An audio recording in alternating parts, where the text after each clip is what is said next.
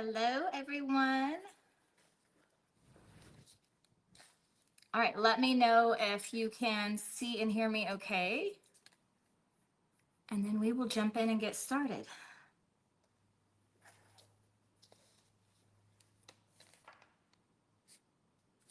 Perfect. All right, I'm going to throw my apron on because I've been messy the last couple of nights and I've had no apron and I'm getting paint on myself.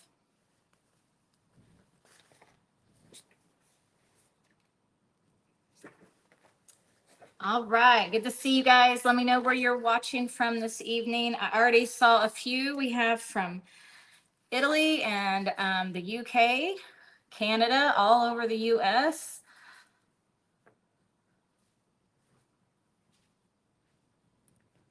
South Dakota, Minnesota, Georgia. Welcome back, Peggy. My mic is, I got that off Amazon. Oh yeah, I did my hair today. Did you notice it's a little blonder? I got some of my blonde back. So, yeah, earlier this summer, I decided to get rid of my long hair and then go more natural, but then it was like way too dark. So this is my natural blonde as my dark color and more highlights of the blonde that I used to be before I got older. Brand of my mic, I am not sure. I don't have the case in front of me. I'd have to look it up. Good morning from Australia, Miss Odette.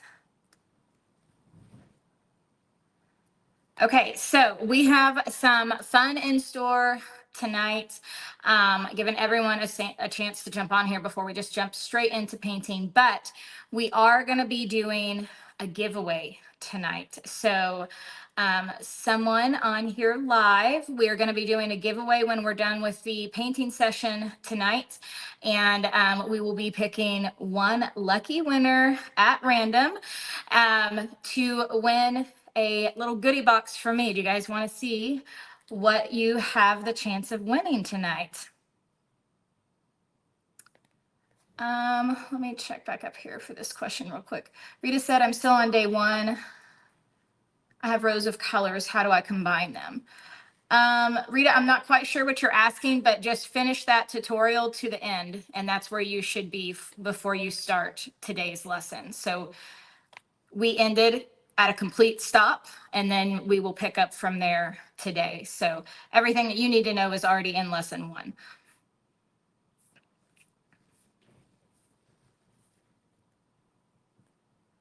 Kathy said, is it necessary to use an easel when painting? Not at all. So, I mean, obviously I teach you guys flat all the time.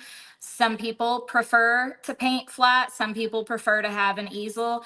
I do it both ways. Sometimes I paint at a standing easel. Sometimes I sit down and paint. So it's really preference on what you're comfortable with.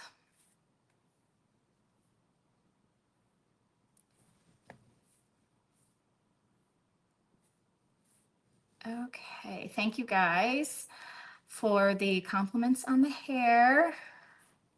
Okay, so let me grab our giveaway over here.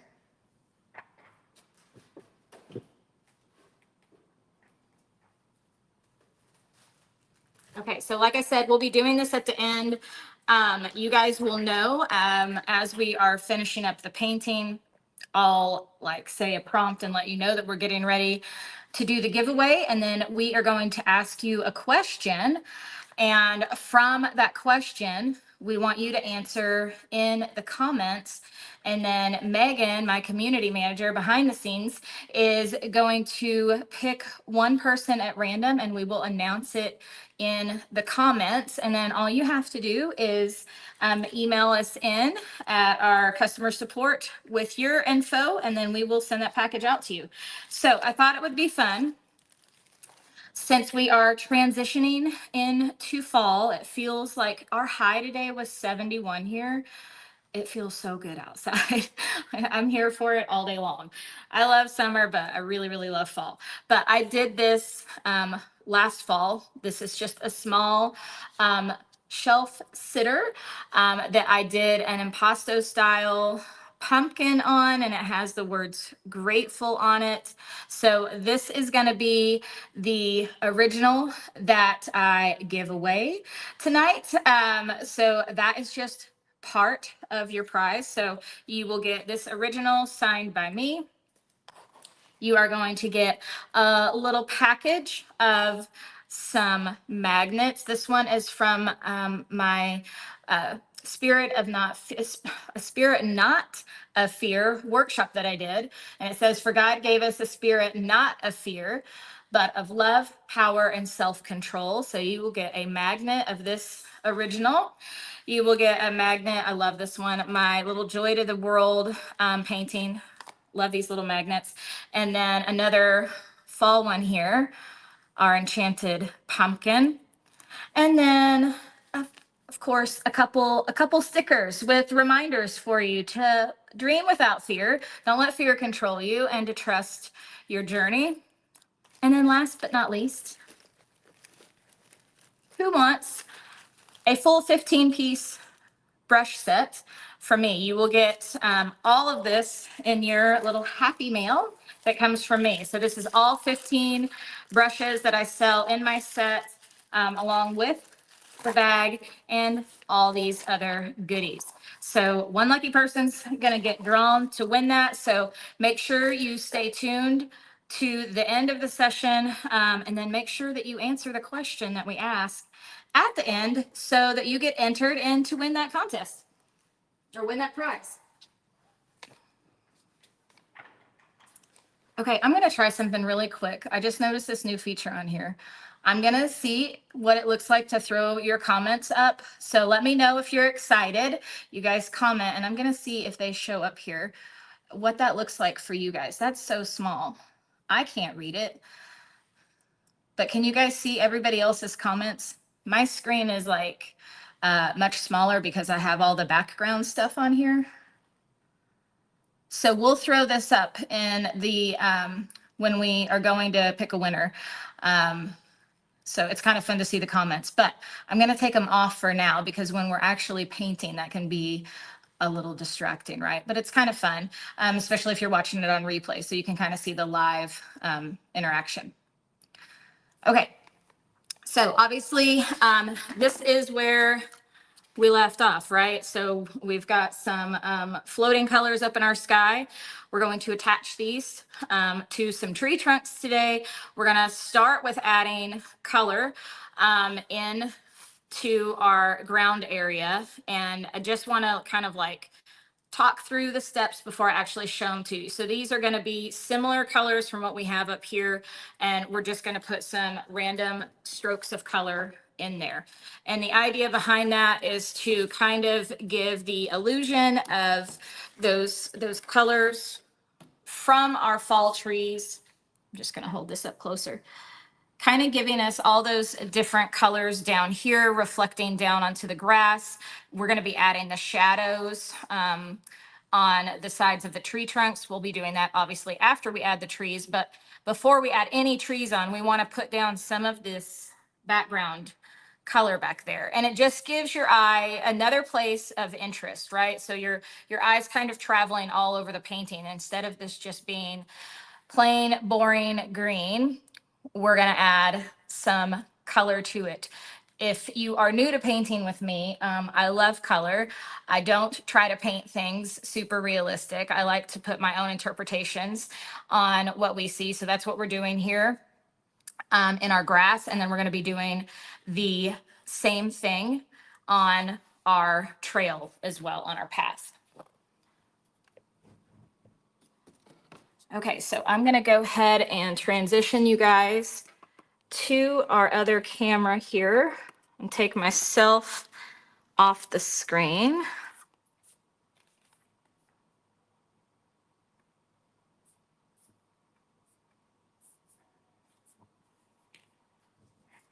Okay, how's that look for everyone?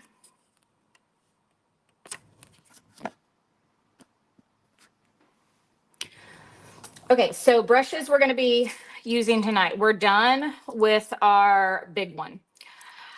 We are going to start using some of our smaller brushes tonight. So we're still going to use our angled one. We're going to be adding in more color up here in our trees after we put the tree trunks on. So that's what we're going to use that for. We may end up using it down here in the path. This can be interchanged with all the variety of rounds. So these are the different size rounds from my set, numbers 1 through 5, and they're just different sizes of rounds, as you can see here. And I always tell people, like, if you don't have my set, obviously that's okay. Just you want a variety of rounds so that you can have different control of your paint. If you're doing, small little highlight sections, then you're going to want to use a smaller brush. But learning how to use smaller brushes and get the right amount of paint in there, we're going to be talking about that tonight too, because a lot of people struggle when we switch to smaller brushes, because in your head, you're thinking, oh, it's a smaller brush, I need to use very little paint, right? So that's actually wrong. You still want to use a lot of paint. You don't want it like dripping off your brush or anything, but you want to make sure that your paintbrush is fully loaded. So I'll be talking about that as we work through the different brushes that we're using tonight. But general rule of thumb is for you to start feeling comfortable with the brush size that you choose. A lot of the weight of your line, so like the heaviness or the thickness of your line, has more to do with the amount of pressure you are putting down with your brush versus the size of your brush. So I can use the largest round that I have out of my set here in my hand, and I can still get a super skinny line with this because I'm putting a little bit of pressure down and I have the right amount of paint in my brush. Okay. So, and I'll kind of demonstrate that a little bit on our scrap paper underneath here to show you what I'm talking about when we get to that. So again, this is just things for you to practice.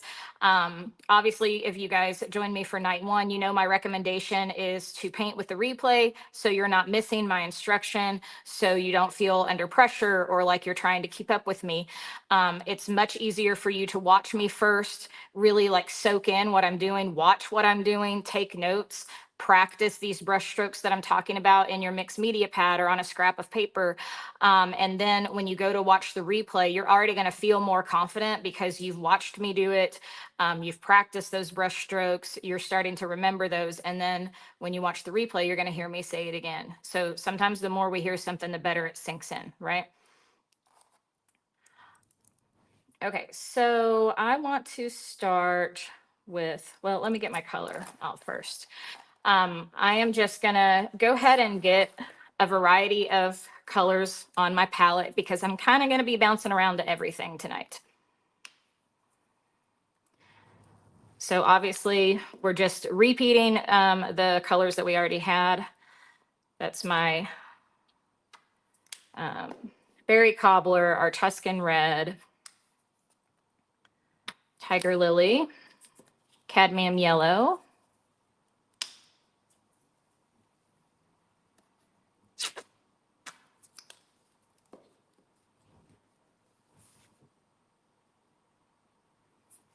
M said, yeah, that's my problem. But what about laying down too much paint with each stroke and then it looks lumpy? Yeah, so you've got to, that comes with practice. So this again is why I don't encourage anyone to just only paint on canvas. Like, don't just go buy a pack of canvases and that's the only thing you paint on.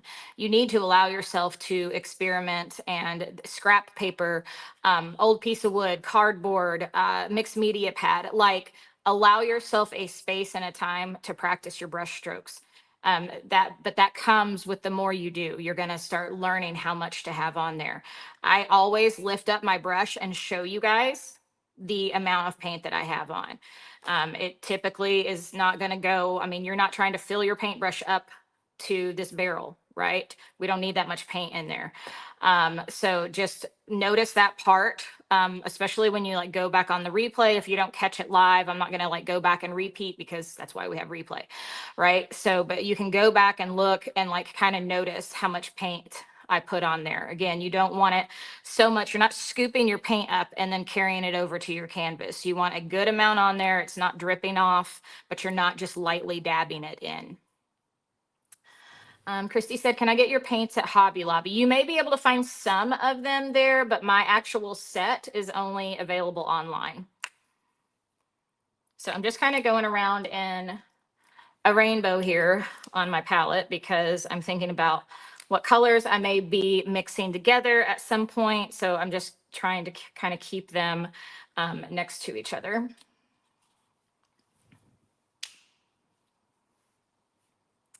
Yvonne said, can you use a mixed media pad for painting and practice with watercolor paint? Yeah, you can do watercolor, you can do acrylic, you can do pen and ink, you can do markers, all that kind of stuff.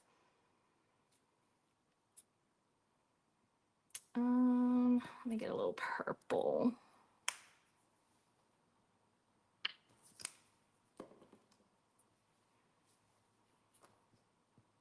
I'm going to go ahead and get some black over here. And I'm trying to decide, do I want any? I don't think I need any white right now. We'll see if I change my mind.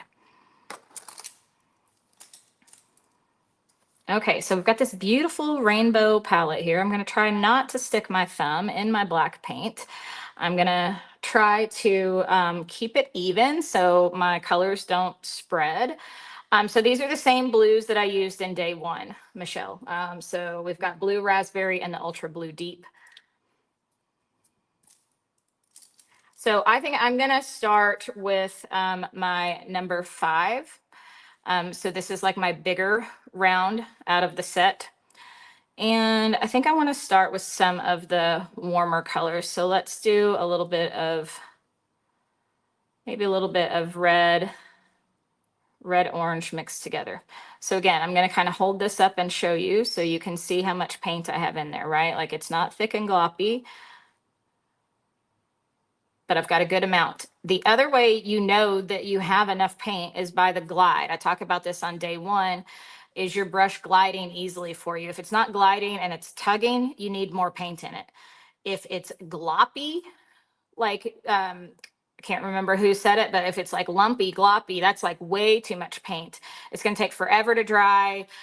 You're going to have like literal lumps like in your paint. So you don't want it that thick either. So you don't want to be too heavy handed. So just enough that it's going to spread easily.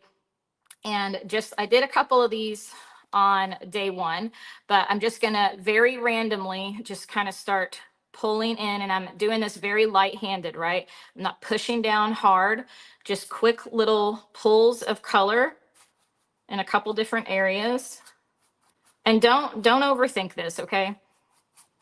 You don't want to go crazy with it. You don't want to create like a pattern if it feels like it's looking like dashes. Change the length. So notice like this is like a long stroke. Then I have some shorter ones. You don't, whenever you're thinking about these kind of things that we add into paintings, contrast, change, not being the same. That's kind of what you're going for. You don't want too much of the same. Let's get a little yellow in this. And again, you don't have to use the exact colors that I'm using in the areas that I'm doing them. Oh, I like that brighter. I think I'm going to add a little bit of that over here. So you can just do some different sections. I'm going to keep my warmer colors more towards this upper half, the brighter and warmer. Let's get a little bit, pull some burgundy in there, maybe a little of that red. That's pretty. And this may look kind of crazy right now as we're doing this, but once we start adding the trees on, it's going to be really pretty.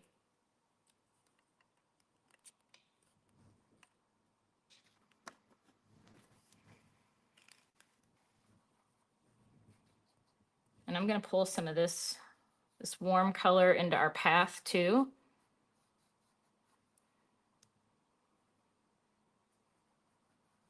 So I'm just going up and down, okay? Kind of back and forth like this. You're not putting a ton of pressure down. When I talk about pressure and the amount of like how thick your lines are going to be, this is like light and wispy, right? Like this. But if I'm heavy-handed and I'm like pushing down hard, look how thick that line is going to be. So this is what I mean by pressure. You can change how thick your line is depending on how hard you're pushing down.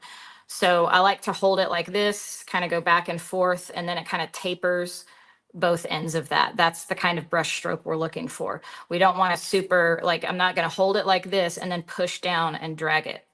That's not going to look good. That's just a big block line, right? So kind of see, I'm like kind of moving, flicking my wrist as I'm doing that.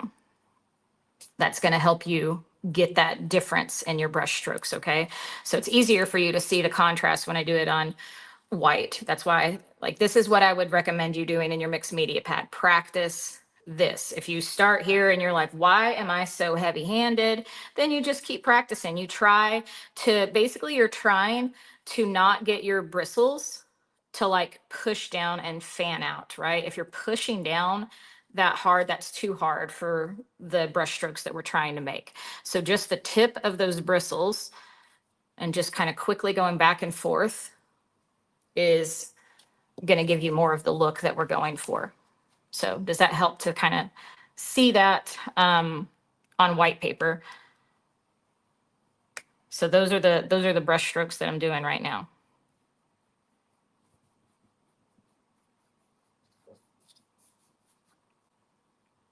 Let's throw a little bit more orange in here.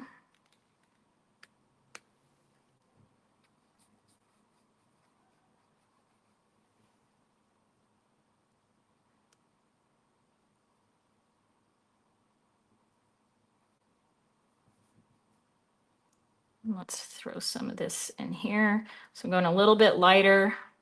Again, I don't want too much in the forefront. If I get it too bright down there, that's not going to make sense with how dark we have everything else here, but I can always cover that up if I feel like I got a little bit too much. I'm going to go into more of an orangey red.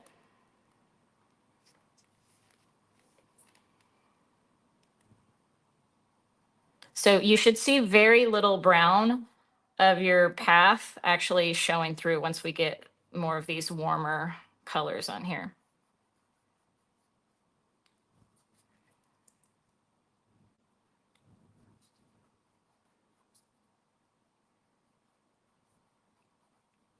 All right, so I'm going to rinse that. It's already looking a little more fall-like on that trail.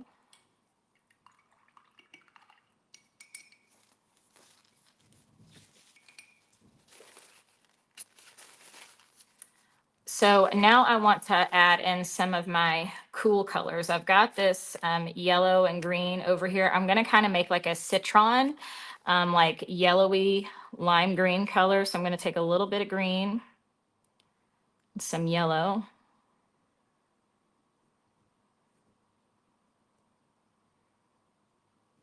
And we're just going to kind of streak some of this in here, maybe a touch more green in that. You'll know when you put it down on your canvas whether you like it or not. And don't let the brightness kind of throw you off. I like those little pops of really bright color. The contrast between that and so many of the darker colors that we have in here is just, again, just one more thing for your eye to kind of dance around and look at.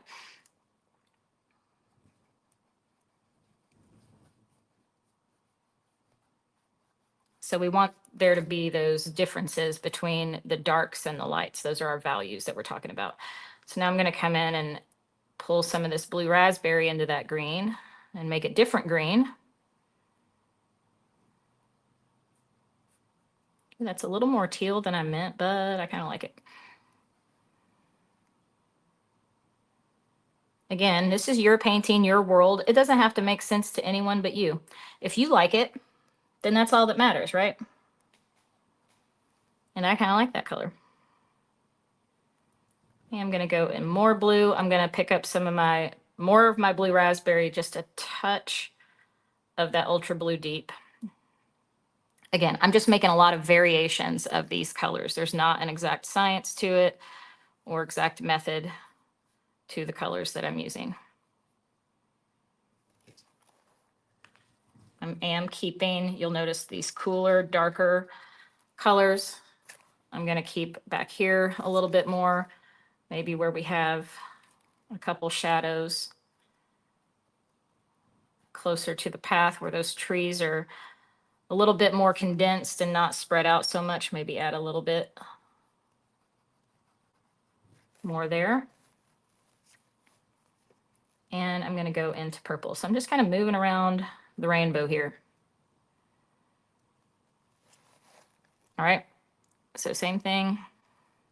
I'm going to just add in, we'll add more purple and black in with our shadows, but I'm going to go ahead and lay a little bit down in a few areas. See how I'm just kind of like almost dragging it across.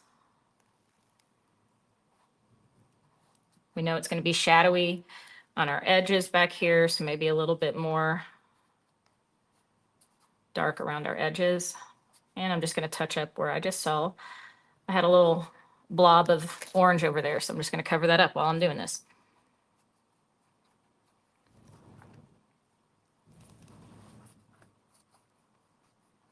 Again, a little bit closer to the path because we're going to have those trees there.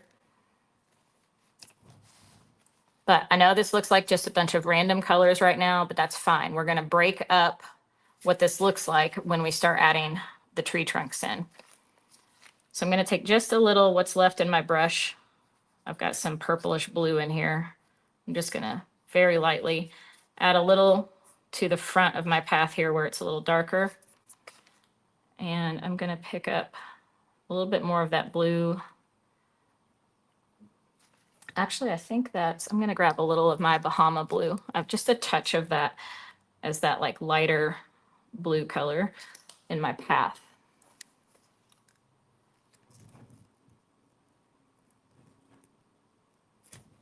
So let's add just a couple. See how I'm doing that real light brush stroke? I'm going to go down for this. Especially towards the back, we almost want you not to be able to tell where that horizon line and your path start. It should be so faded and like blurry almost back there. So think about like, this is what we call atmospheric perspective. When something, like if you were to take a picture of a trail like this or a path like this in the woods, the further back you got, it would be very blurry. You wouldn't have great detail in there. That's atmospheric perspective, right? So we kind of want to blur that line. We don't want to see a really solid edge there because that light coming in and shining on the path would kind of blur that, okay? So just a couple streaks, and then I'm just going to kind of gently just kind of pull this. I don't need it super solid, just a little bit of that pulled around our sides. Now I'm going to rinse this and work in a little bit of the yellow. Sharon said perspective is hard. Well, there's different kinds of perspective.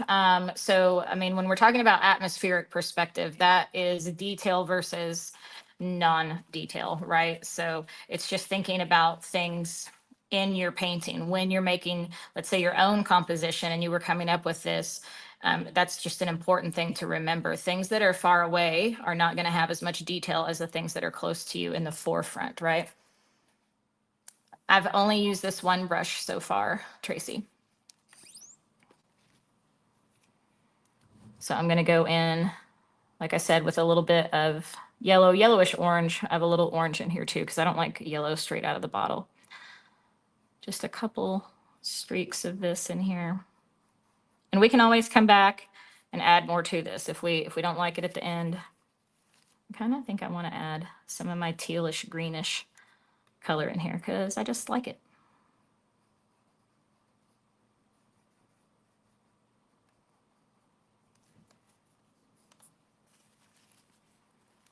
So do you guys see what I'm talking about back here though? How that's nice and blurry.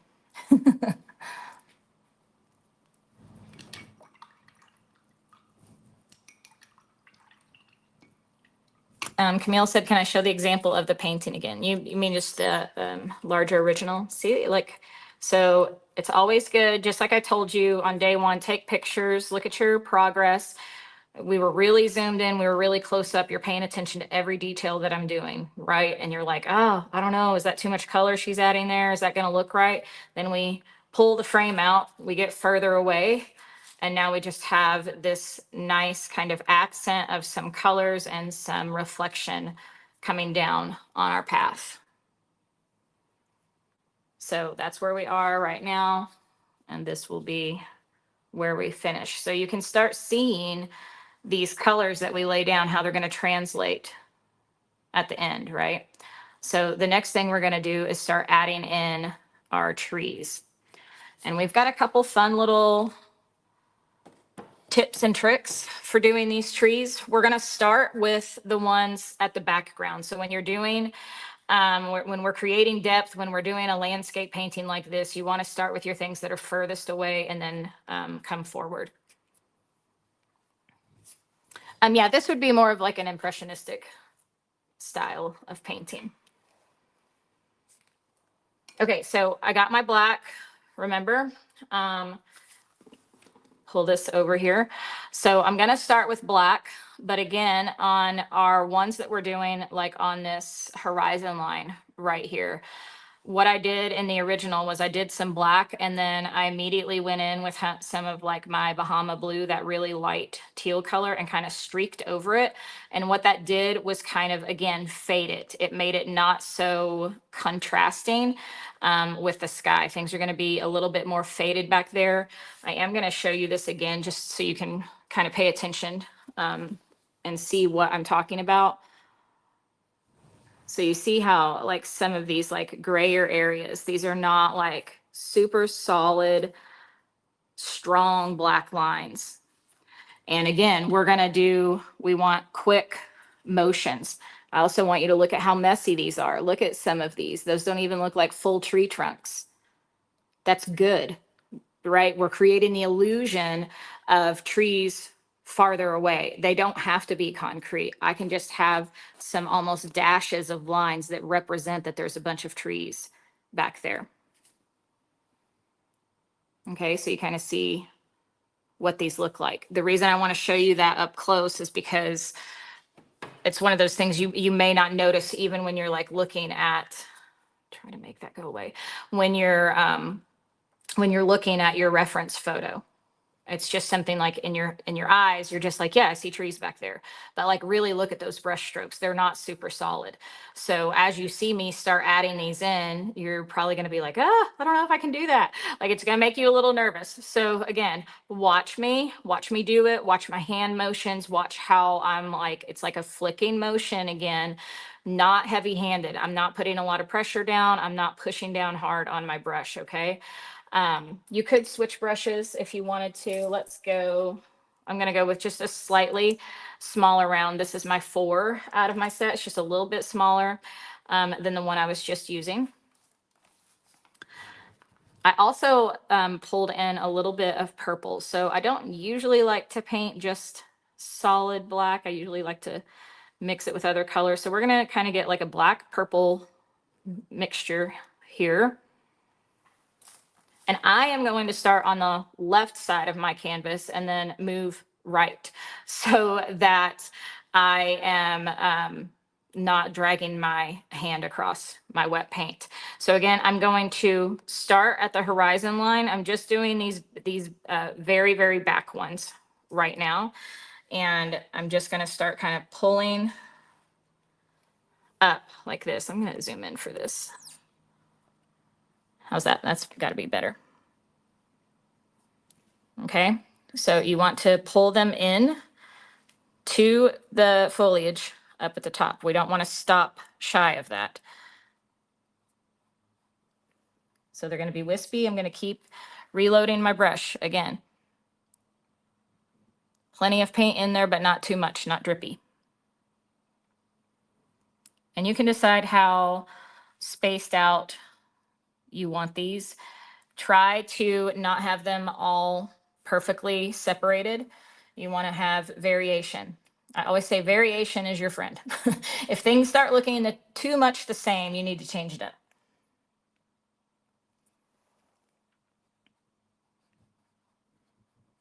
And then anywhere that I pull down into the grass, I can just kind of drag across there and just add a little bit of that shadowing down there too. Is this view good for you guys to see? I feel like this is a good, far enough away, but still closer for you to see detail. So like some of these where my lines are not connecting all the way, just start halfway up. You can pull those up a little bit more, but it's also okay for some of them to be a little wispier and not super solid. And you can decide how many you want to add in. You may not want a super crowded forest. Totally up to you. Now let's jump. I'm going to kind of leave some open space here. We're going to jump over to this side.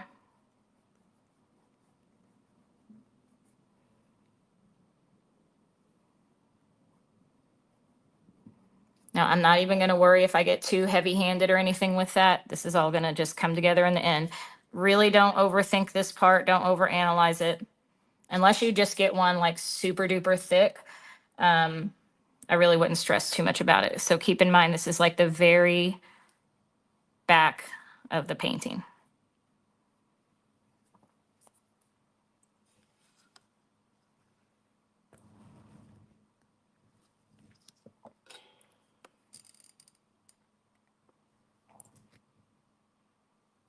So I'm just reloading my brush.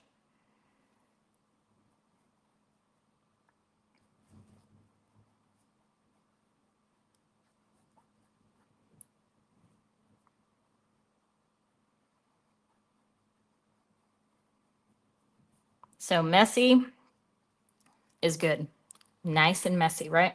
So I told you I've still got a little like that black and purple in there. I'm just going to pick up a little of my Bahama blue, and I'm just going to make myself a gray with that. And I'm not trying to completely cover all of the black, but I do want to tone it down a little bit.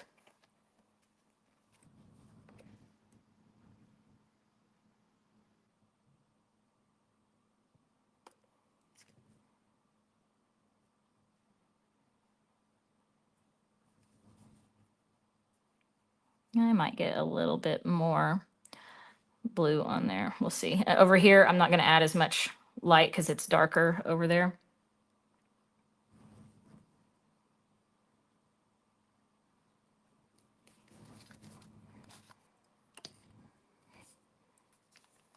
All right, so see how that's starting to kind of fade those out a little bit.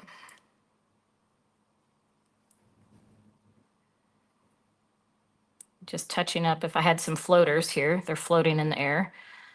So pay attention if you have any floaters.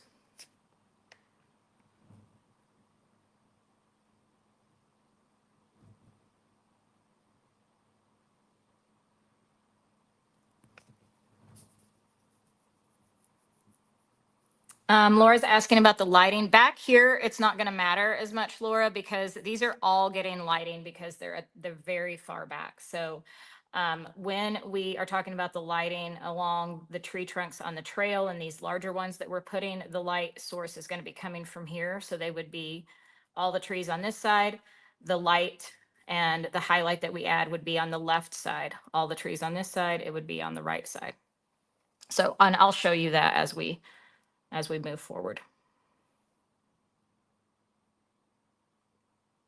And again, if you get too light and you're like, oh, that's lighter than I meant for it to be, that's why we love acrylic paint, because we can just change it up. Just because you put your brush down on canvas doesn't mean you have to leave something that way, right?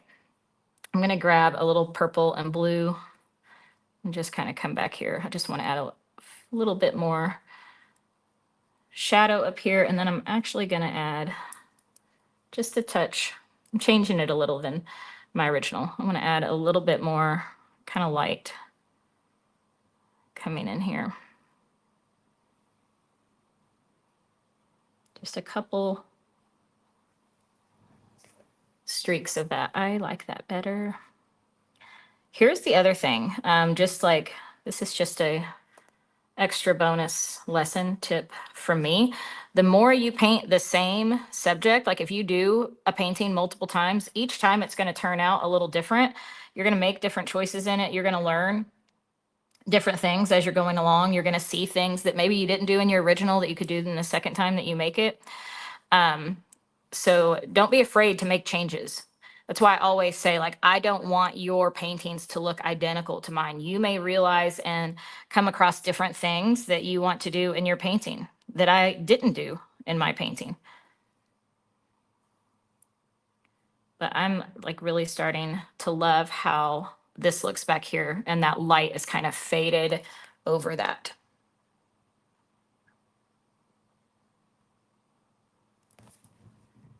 So again, I'm just using a little Bahama blue right now. I'm just kind of playing with this a little bit, pulling some of these lighter areas in. I'm going to grab some of my blue raspberry too, maybe mix it just a little. So I have those little peaks of blue coming in. I'm liking the way that looks.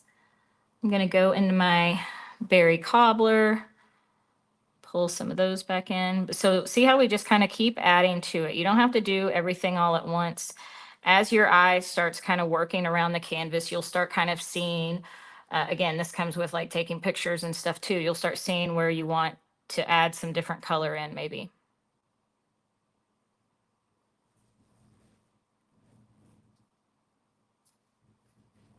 And just a little bit more orange. Mine's going to be toned down because I do have a mixture of colors in here.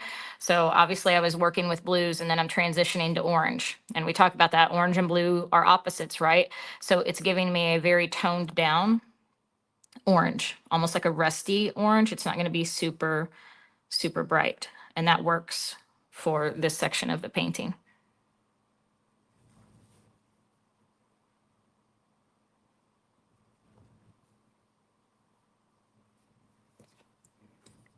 All right, I'm going to leave that for now. What do you guys think? We're liking the way this looks. We like our trees added in.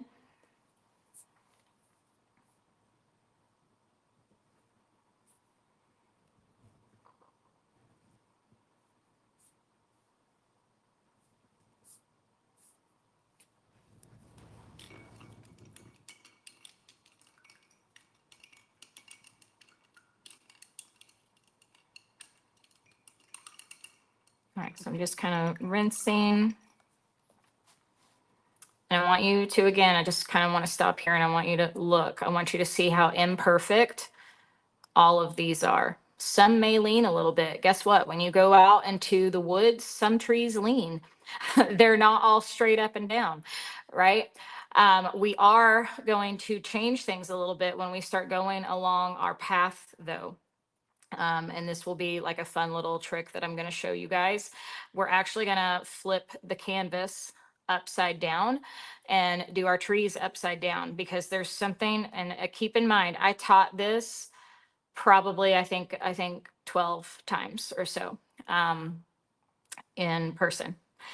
And when I would get to the part of teaching them how to do the trees along the path, I saw this, I kid you not, every single paint night. Now, not by everyone in the class, but there was always one or two people, and they could not, their brain would not allow them to put these trees close together. And what I mean by that is when you're looking at this, look, they're straight up and down along this path, right? There's barely any space between them. And that was just like, for some people, it just messes with their head. And what would happen is I would come by and all their trees look like they're terrified of the road and they're all angled out like this. And so now they've got trees that are laying down and they're at an angle coming across their canvas. So of course we had to kind of paint over that and I got them all straight again and we fixed it. But I want you to keep in mind, all of the tree trunks that we're doing. Yes, you may have some that are a little angled off, wobbly, whatever. That's not what I'm talking about. None of your trees should be going at a 45-degree angle off of this path or over here. All your lines are vertical. So for this part, one thing, and I discovered this years ago. This was a painting tip that I learned from someone. It just changes that all of a sudden our brain is not trying to, it no longer sees a path.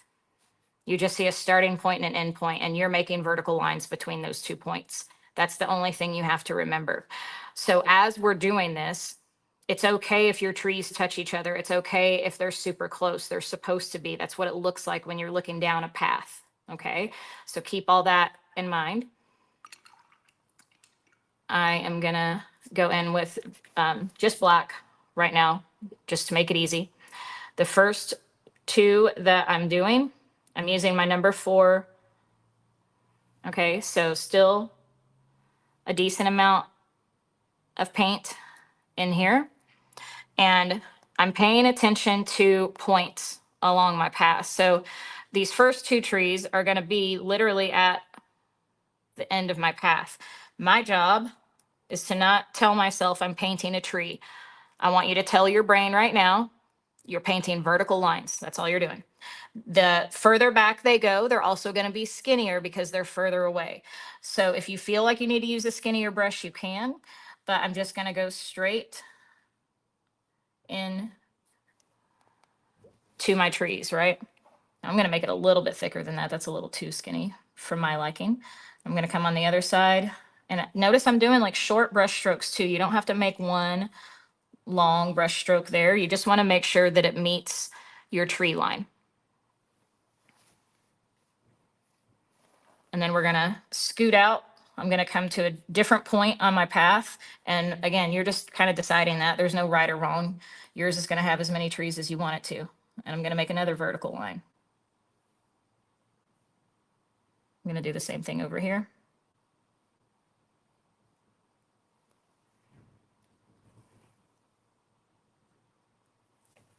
Do you guys like this angle, or do you want me to zoom in just a little bit?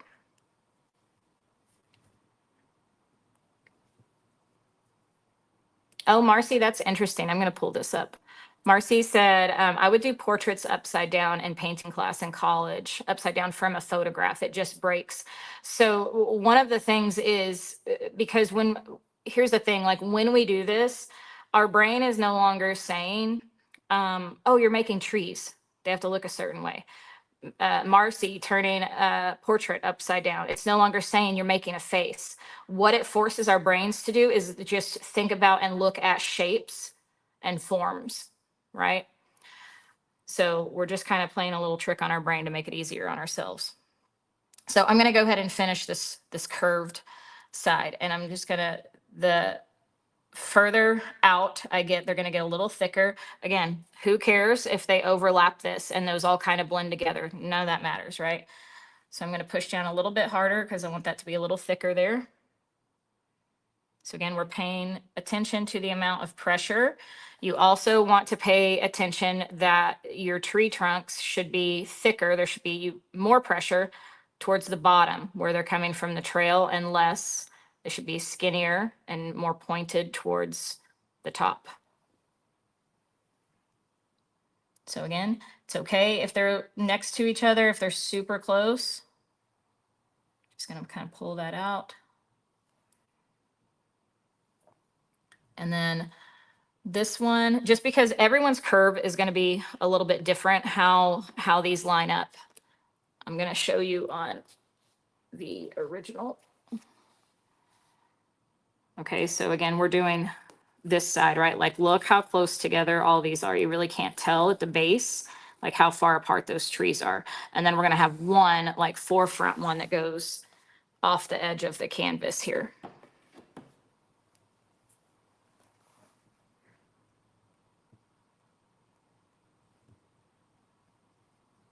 I think I'm just going to go ahead and just say this is my big one.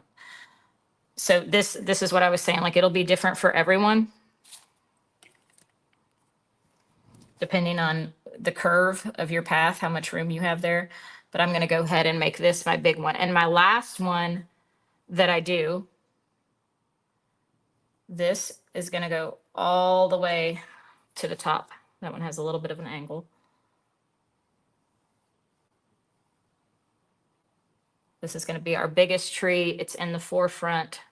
I can come and straighten it out if I need to.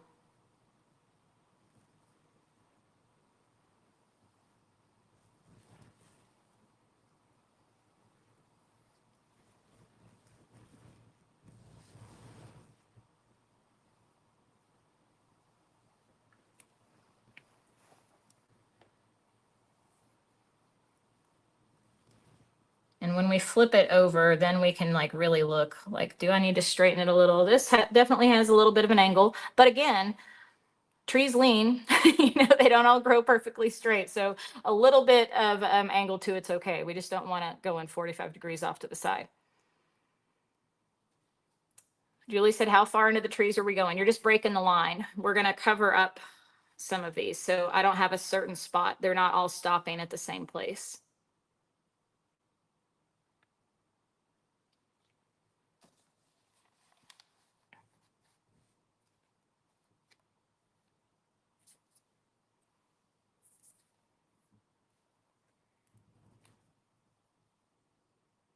Okay, so now we're gonna jump over and continue along our other side. And again, I'm just gonna go down a little bit. So I'm just scooting over a little bit on my path. I'm gonna zoom back in so you guys can see a little better here.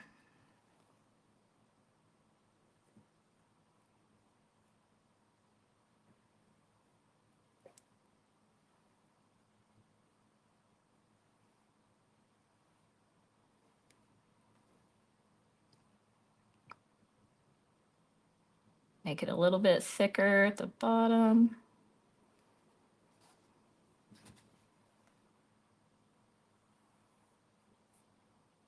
I'm gonna go a little bit wider as we're getting further down the path, which means closer to us.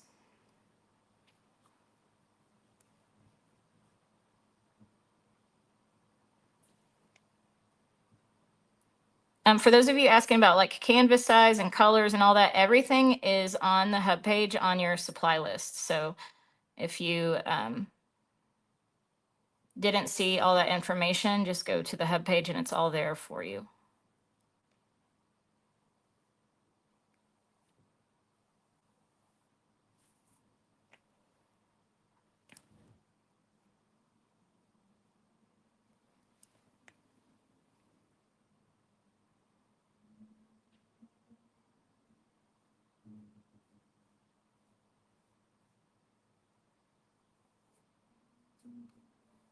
And again, I'm going to flip this over and like actually finish them. Trying to decide if I want one more. Yeah, I'm going to flip this over and then decide that.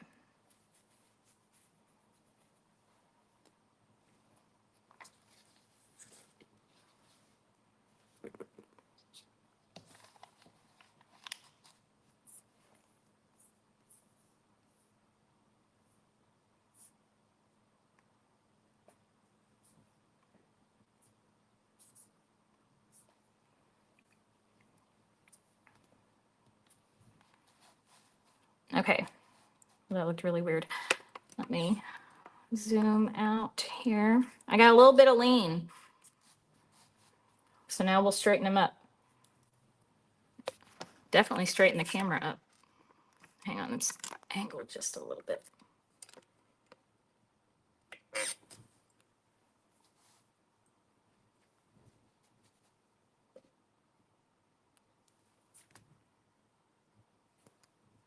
All right, so I'm gonna do this one.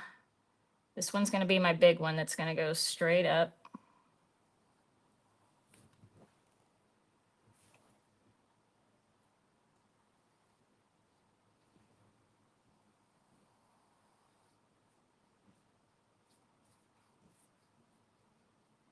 And this is gonna be my widest tree as well. So I'm gonna go ahead and start making this thicker.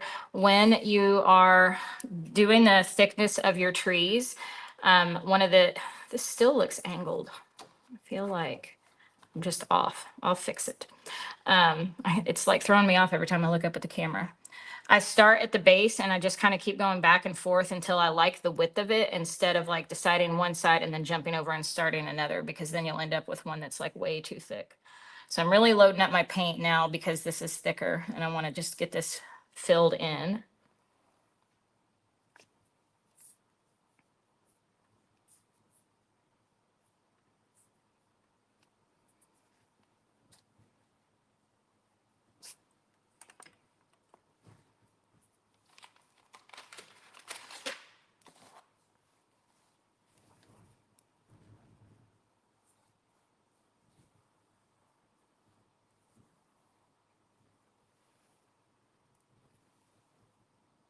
I'm going to go ahead and make this guy a little bit thicker too.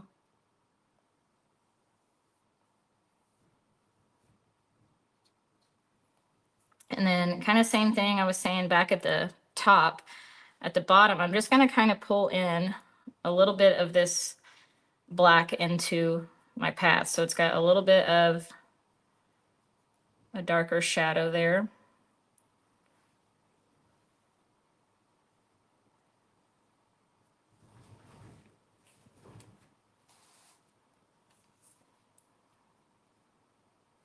I'll straighten this one up.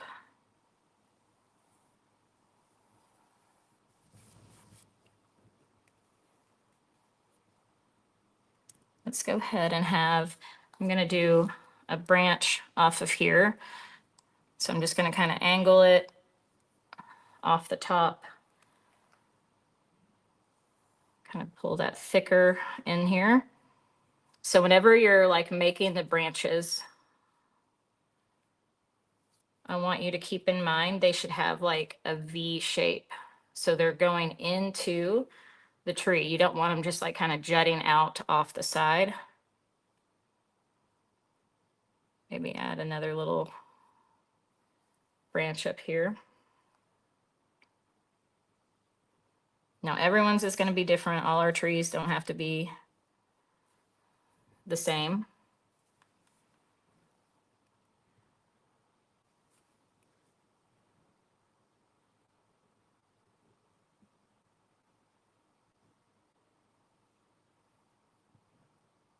Just gonna make these a little bit, straighten them up on my left side. I was kind of leaning a little bit, so I'm just kind of counter weighting that.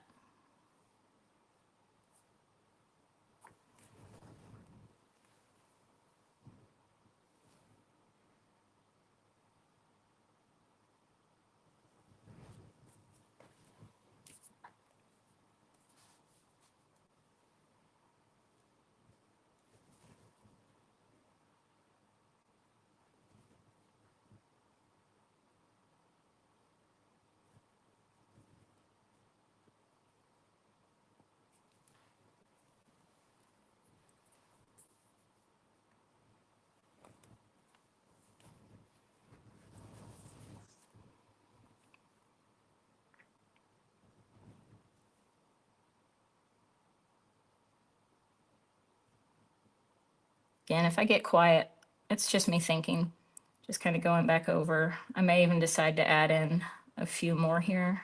I don't know yet.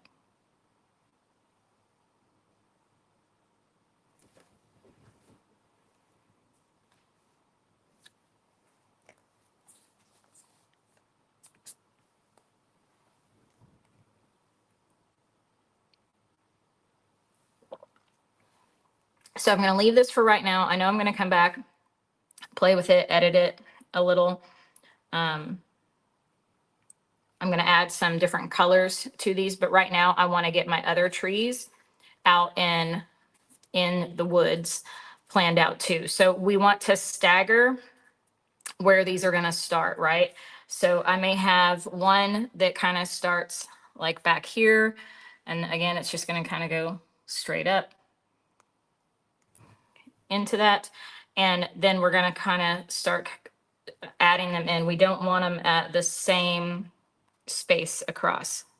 So let's have another one maybe here. I'm going to go straight up.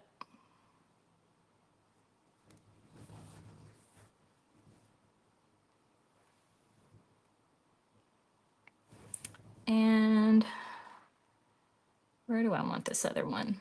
Do I want it closer? Maybe off to the side over here. So again, it's not coming all the way down to the bottom. That's kind of hard to see. It's dark down here. So about an inch above the bottom.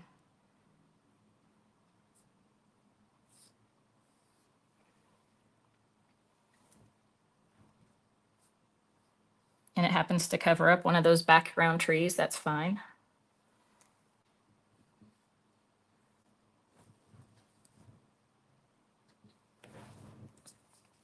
Well, this guy is still really leaning, isn't he? Let's do this. I'm going to make them thicker here. All right. straighten them out a little, and I'm going to have it branch off.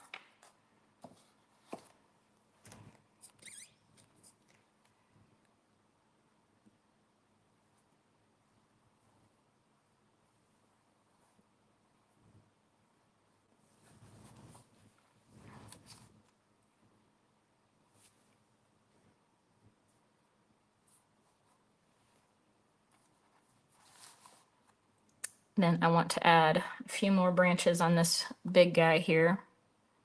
Maybe have another one come up slightly higher. We'll kind of angle him out. I don't worry, you'll notice I don't worry too much about at the end. You just kind of want to taper these off. They just want to be skinnier. Oh, I kind of like the way those meet above the path, but we want to add some additional little lines and branches here. So I'm just kind of plenty of paint again, but just kind of lightly dragging so it's not super heavy-handed.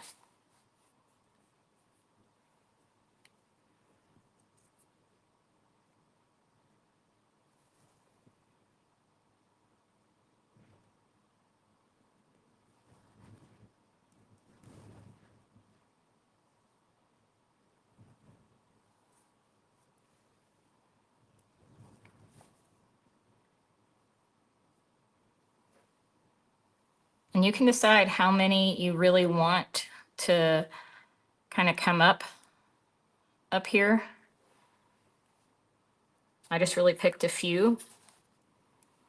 Some of these can kind of branch off. We're going to throw some leaves back over top of them, but it is nice to kind of have the idea of like a couple little branches kind of showing through there. Maybe a couple skinnier ones.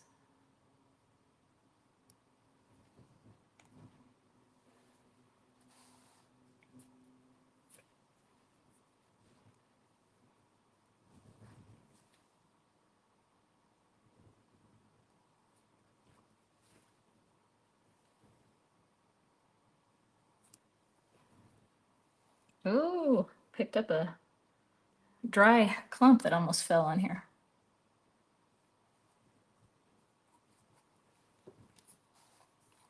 All right, I'm liking that side. We're straightening them up a little. You get a little lean on a few of them. That's no big deal, but if they're all leaning, we want to straighten some of them up.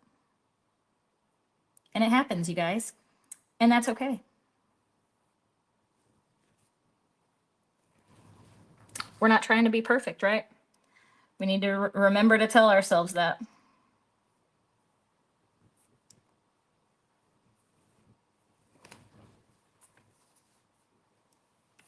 All right, so let's jump over to the other side. We're going to kind of do the same thing. I need more black paint.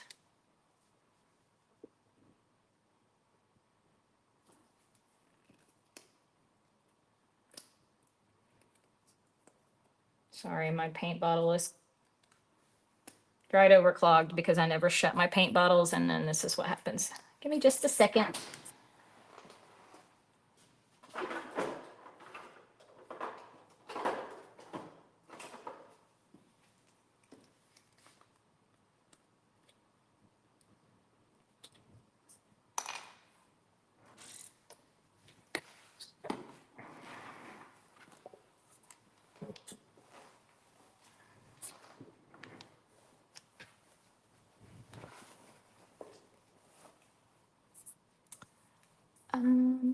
Let me. Tara said, how do you stay so clean? So again, that's by having enough paint in my brush. If I didn't have enough paint in there, then it would be streaky looking as I was going down, right? So you really just want to make sure you've got enough paint so you can make those full, clean brush strokes as you're going.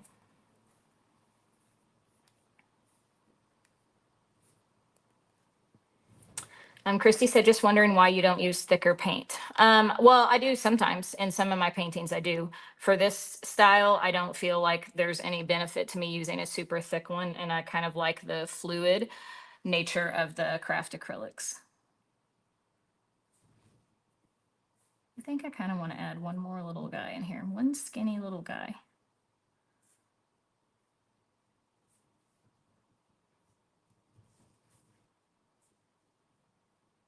make it a little close together. I kind of like that look better.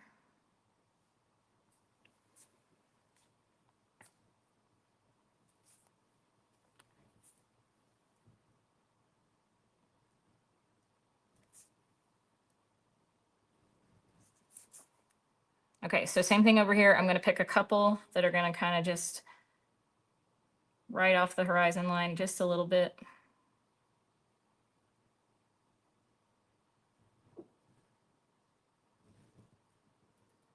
Maybe one a little further down here.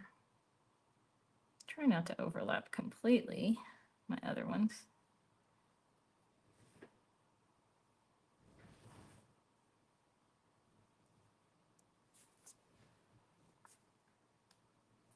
Isn't that fun? Have you seen how immediately when I added that in there and it broke up that section of that like yellowish green color, and now you see like shadows and highlights. I just love the way that it looks.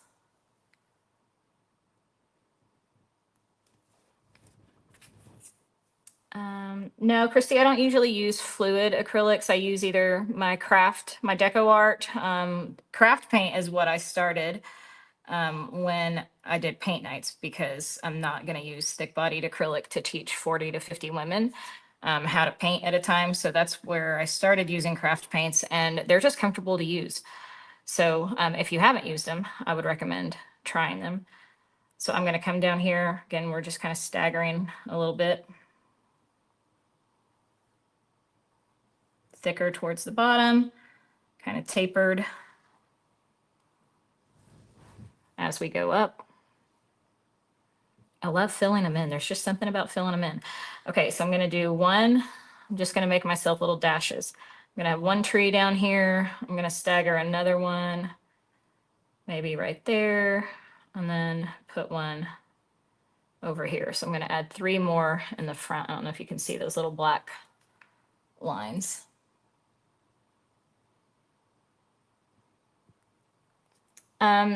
Susan said, so bummed I had to miss the classes. They're replay. Yes, Susan, if you did not sign up for it, then you may have not known that, but there's like a hub page where we have all of the replays. So night 1 was Tuesday night.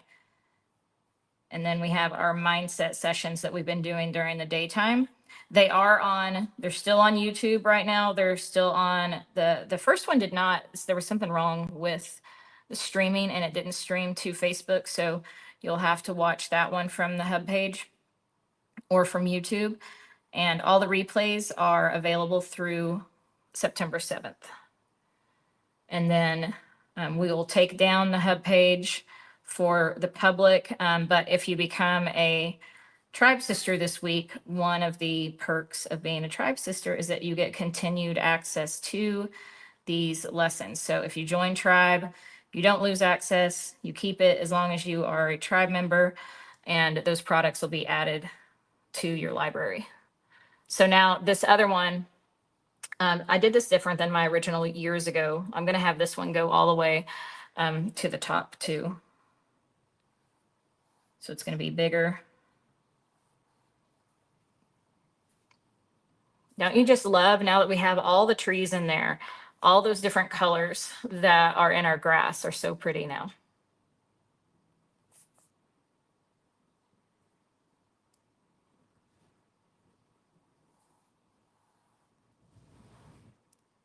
I'm going to have this one kind of branch out a little bit lower.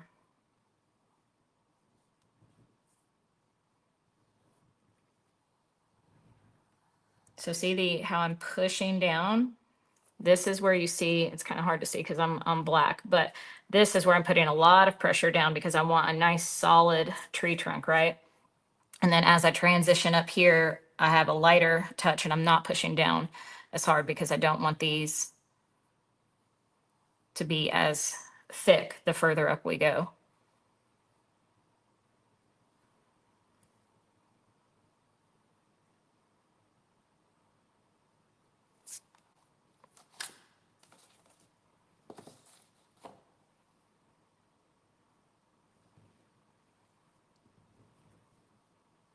And these can be crazy little branches up here.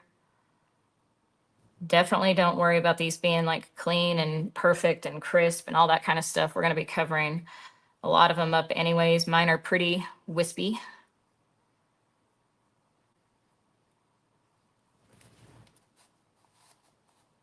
Sorry, I'll try to angle this straight on here. This camera is driving me crazy today. I don't know if it's, what is going on? Okay, there we go. Sorry, just me having some technical issues.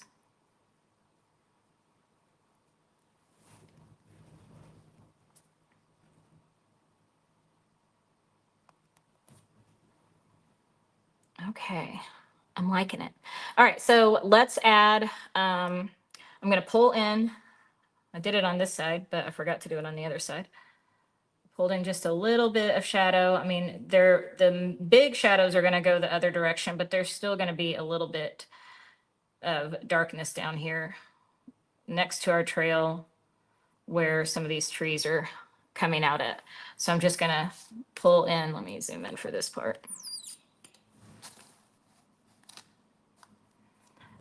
Just a little bit, just these quick little horizontal strokes, just a little bit where those trees are coming out at.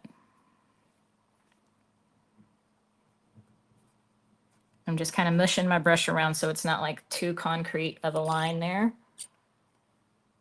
So now I want to add my shadows coming out from the trees, right? So I've got my black and I'm grabbing some purple and even a little bit of my, let me show you what I'm doing. Black, purple, some of my like plum color. So it's really like this really dark, pretty plum color. It's not straight black that I'm going to use for my shadow. And we're going to start, let's start on this side. Again, light coming from the center. So our shadows are going to be going to the left.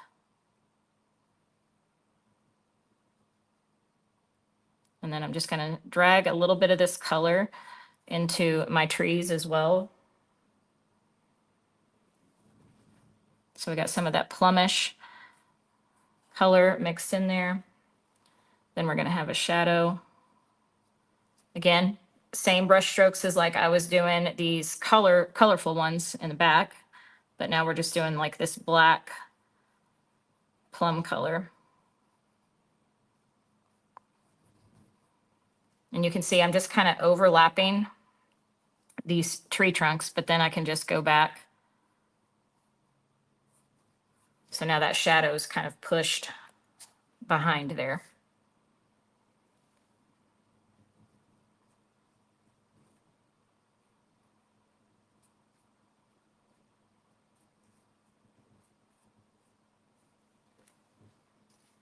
Now we're going to do the same thing on the other side.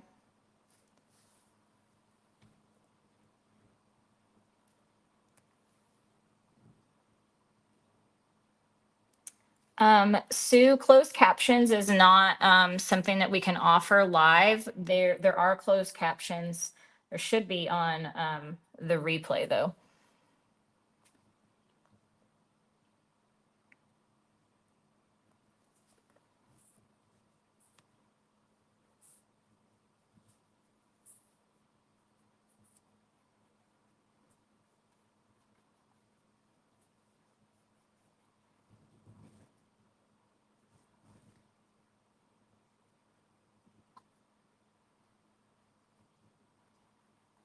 And it may seem weird as you're doing this and you're like really close to your painting. You're going to be like, am I doing this right? It looks like I'm just making big black marks. But for right now,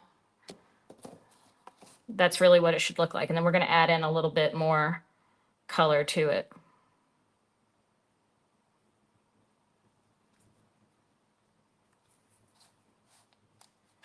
I'm going to just grab some of this blue since I've already got it down here. We'll just make our own purple. I'm just taking some of my Ultra Blue Deep since I already have it here. Some of my Berry Cobbler. And I'm just going to make my own purple. And I want to add that color into my shadows.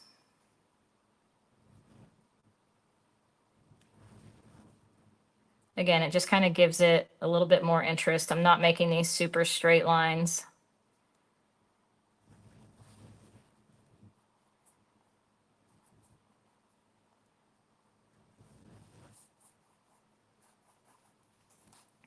Now I'm going to come in. I still have some of those darker colors in there, but I just kind of picked up some of my burgundy, right? And I just am going to start streaking some of this in. It's a little vibrant right now, but we're going to kind of blend that in to our black a little bit.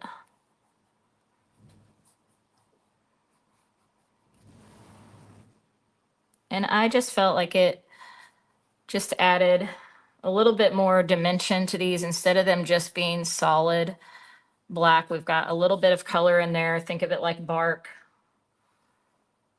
Got some variation, so it's not just straight black out of the bottle. And it may not be something you see a ton on camera, but I'll lift it up here in a second and let you kind of see.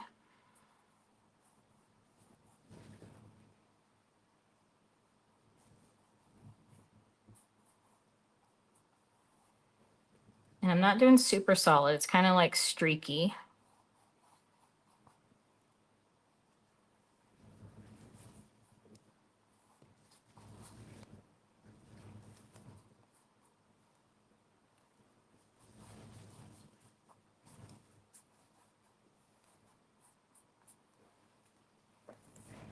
Oh, I'm leaning over too much. I'm killing my back.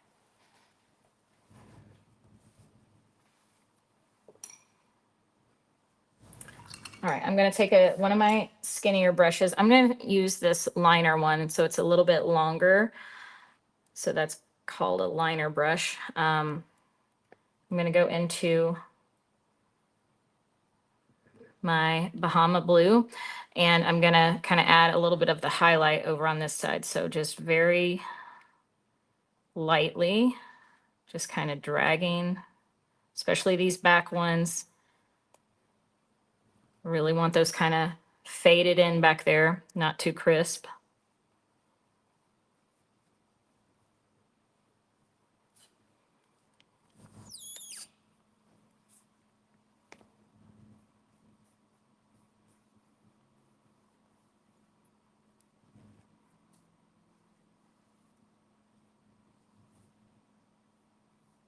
So you can just kind of gently pull the brush along the edge.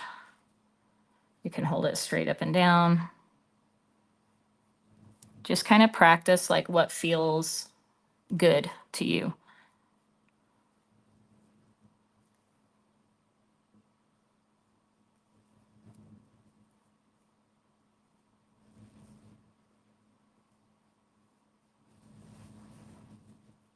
Now, as we get a little closer up here, there's still going to be a little highlight, but I'm not doing it quite as heavy.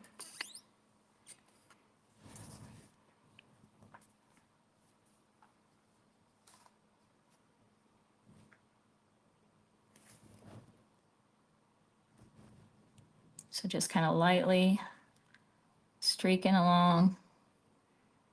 It's not going to really go up into the trees too much.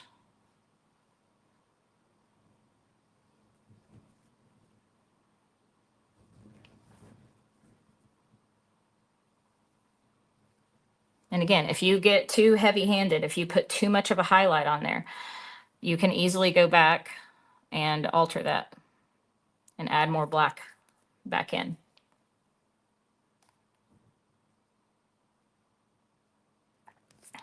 Isn't that fun? Look at the difference between this side where we have the highlights and this side where we don't have them yet. It makes a big difference.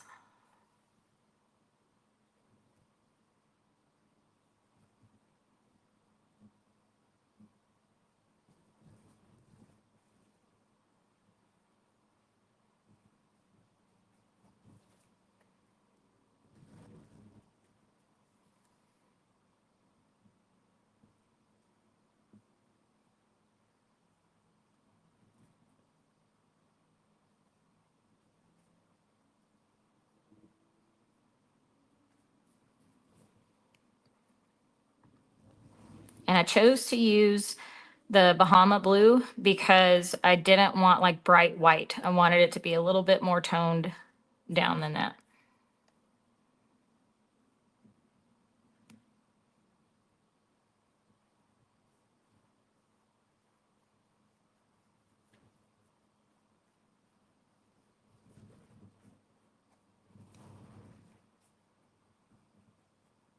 I'm going to kind of make this a little messier back here so it's a little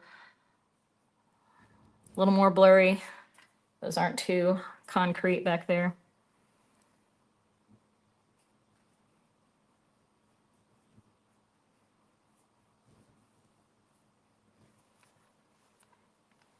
I'm liking it.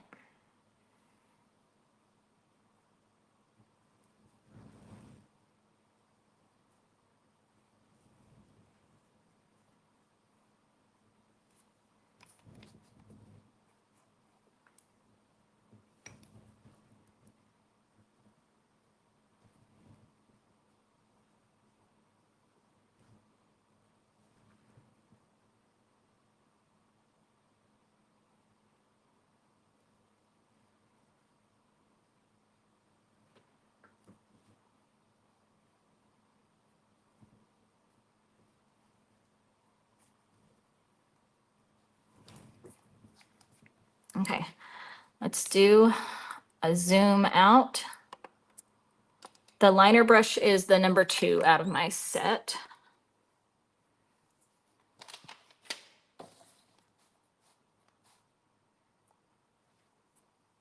All right.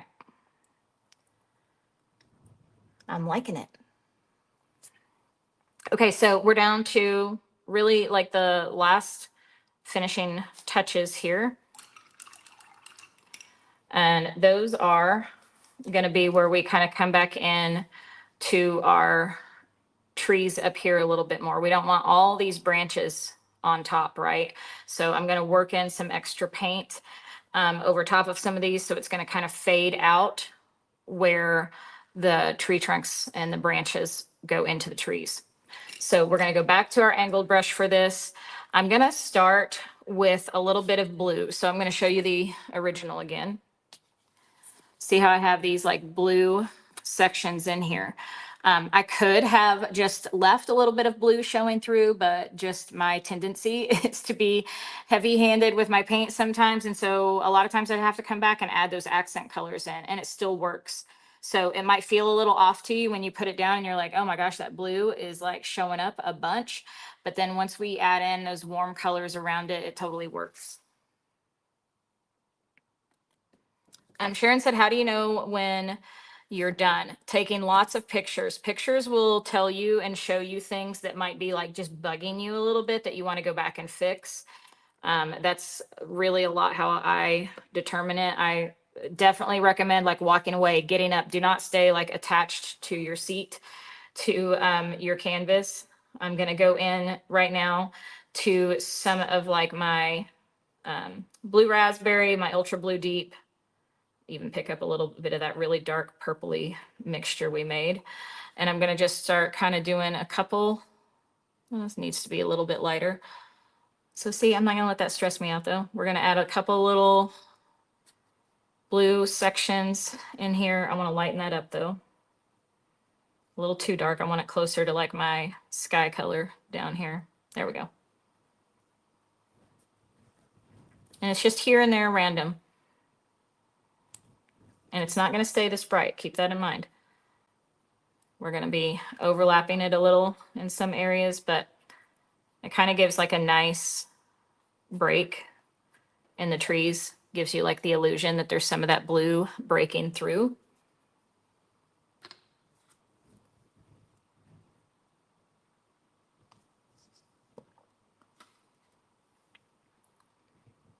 All right, I'm going to wipe off that excess. I'm going to go into my burgundy. I say burgundy, I'm talking about the berry cobbler. I just call it burgundy. Need a little bit more.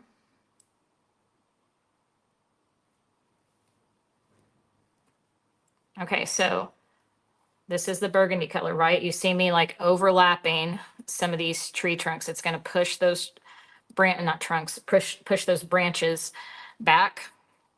So we're going to cover those up a little bit. This is why I was saying don't stress too much about having like perfect lines,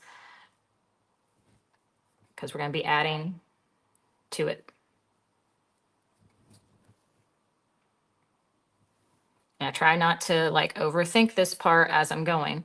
I'm just randomly, quickly is key, quickly putting down some color, because when we're too slow and you're overthinking it and like that perfectionist side of you starts coming out, it's going to look like that in your finished painting. You want to embrace the messiness, okay? So now I'm going to pick up some of the red. We'll throw some of that in. Again, just sparingly. I'm kind of just using what I have left on my palette. Now I'm going to go into this orange.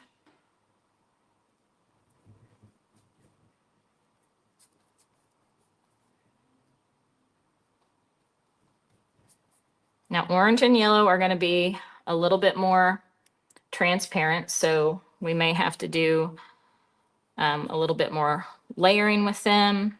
I may even add a little bit of white to my orange. Now I'm going to rinse this because I don't want that blue that's left over in my brush to mix with my yellow. Tracy said she's using the alizarin crimson. That's a great color too. It's a beautiful color. Yeah, you don't have to have berry cobbler. That's just a great berry color itself.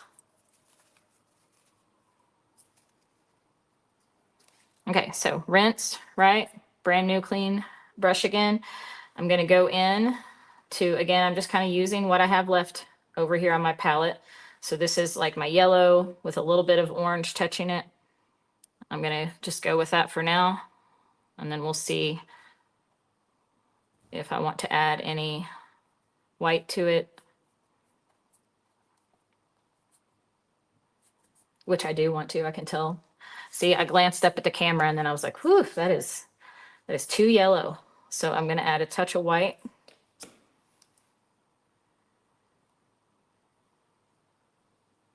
I can be very easily offended by yellow. It's one of those colors. I don't like it when it's like too stark. I feel like I like an orangish yellow better than I just like yellow. So I like a warm yellow.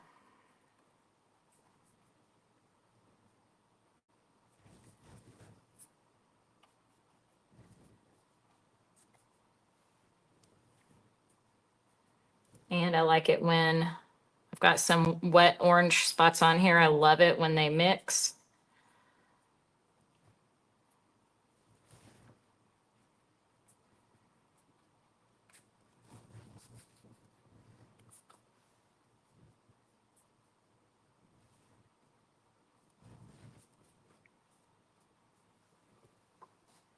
I think I want to pull some more of I need more orange pulled down here.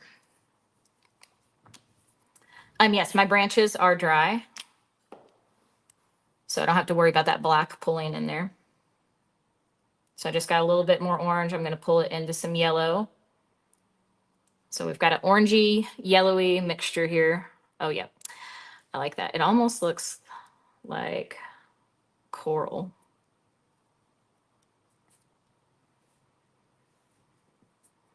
Okay, so this is going to sound so random, but I just said coral and it made me laugh on the inside. How many of you watched Walking Dead back in the day? Every time I say the word coral, I think of his dad saying Carl. Remember how remember how he used to say Carl in Walking Dead? That's what it makes me think of. So yeah, every time I say coral, I think Carl.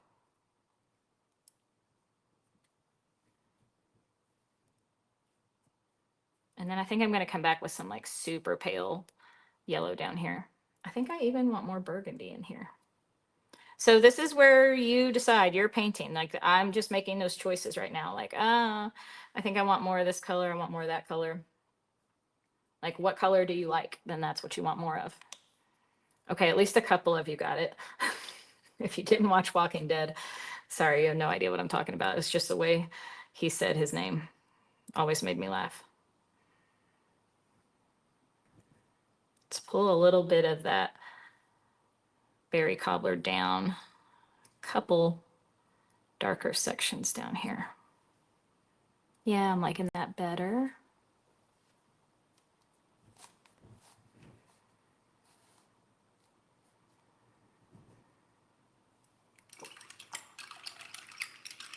All right, so I'm doing a good rinse.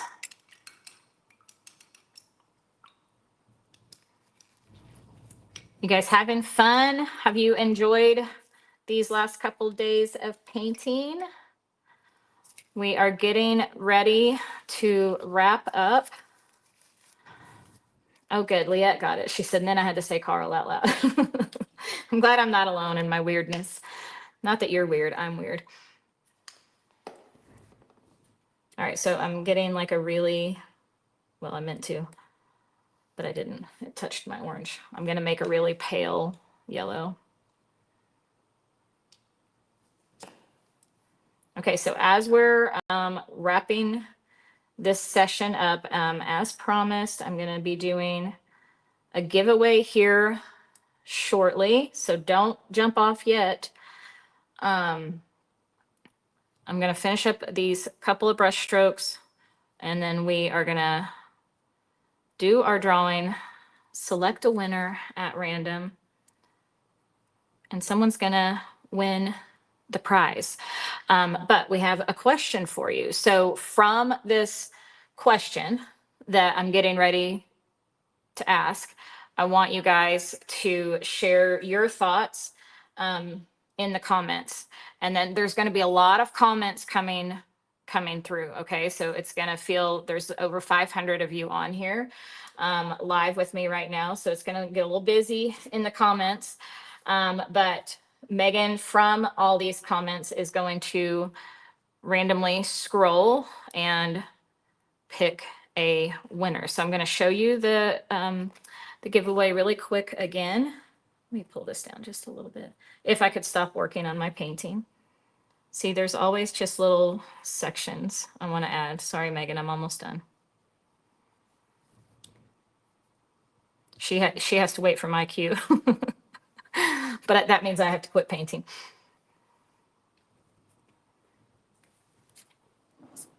But I can always come back to this later if I'm not happy with where I'm stopping tonight.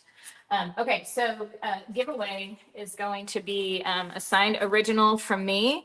I created this last year. This is like my little shelf sitter impasto style pumpkin that says grateful. So someone is going to get that. You're going to get, I'm going to try not to set this on my wet painting. M said, can you add some yellow leaves to the ground? Yeah, you can do, on your painting, you can do whatever you want to. You could definitely add some leaves to the ground. You're going to get 2 stickers, are Dream Without Fear and Trust the Journey. Just great reminders for you guys. And then I'm throwing in 3 magnets. So our Enchanted Pumpkin, I thought one for each upcoming holiday season, our Joy to the World little Christmas tree magnet, and then our spirit not of fear, for God gave us a spirit not of fear, but of love, power, and self-control. So you will get those custom magnets, and then last but not least, you will get a full 15-piece brush set from me, all 15 pieces, and the bag to carry them in. One lucky person is going to get this fun little bundle. Okay, so here's your question. Get your typing fingers ready. What's your favorite part or biggest takeaway of these last few days? So I'm gonna show the comments on the stage because I'm not like teaching a step right now. Anyways, so I would love to hear from all of you what your favorite part has been. Maybe like did you have an aha moment? Let us know. It's so fun for us to read your comments and see what you liked about the experience.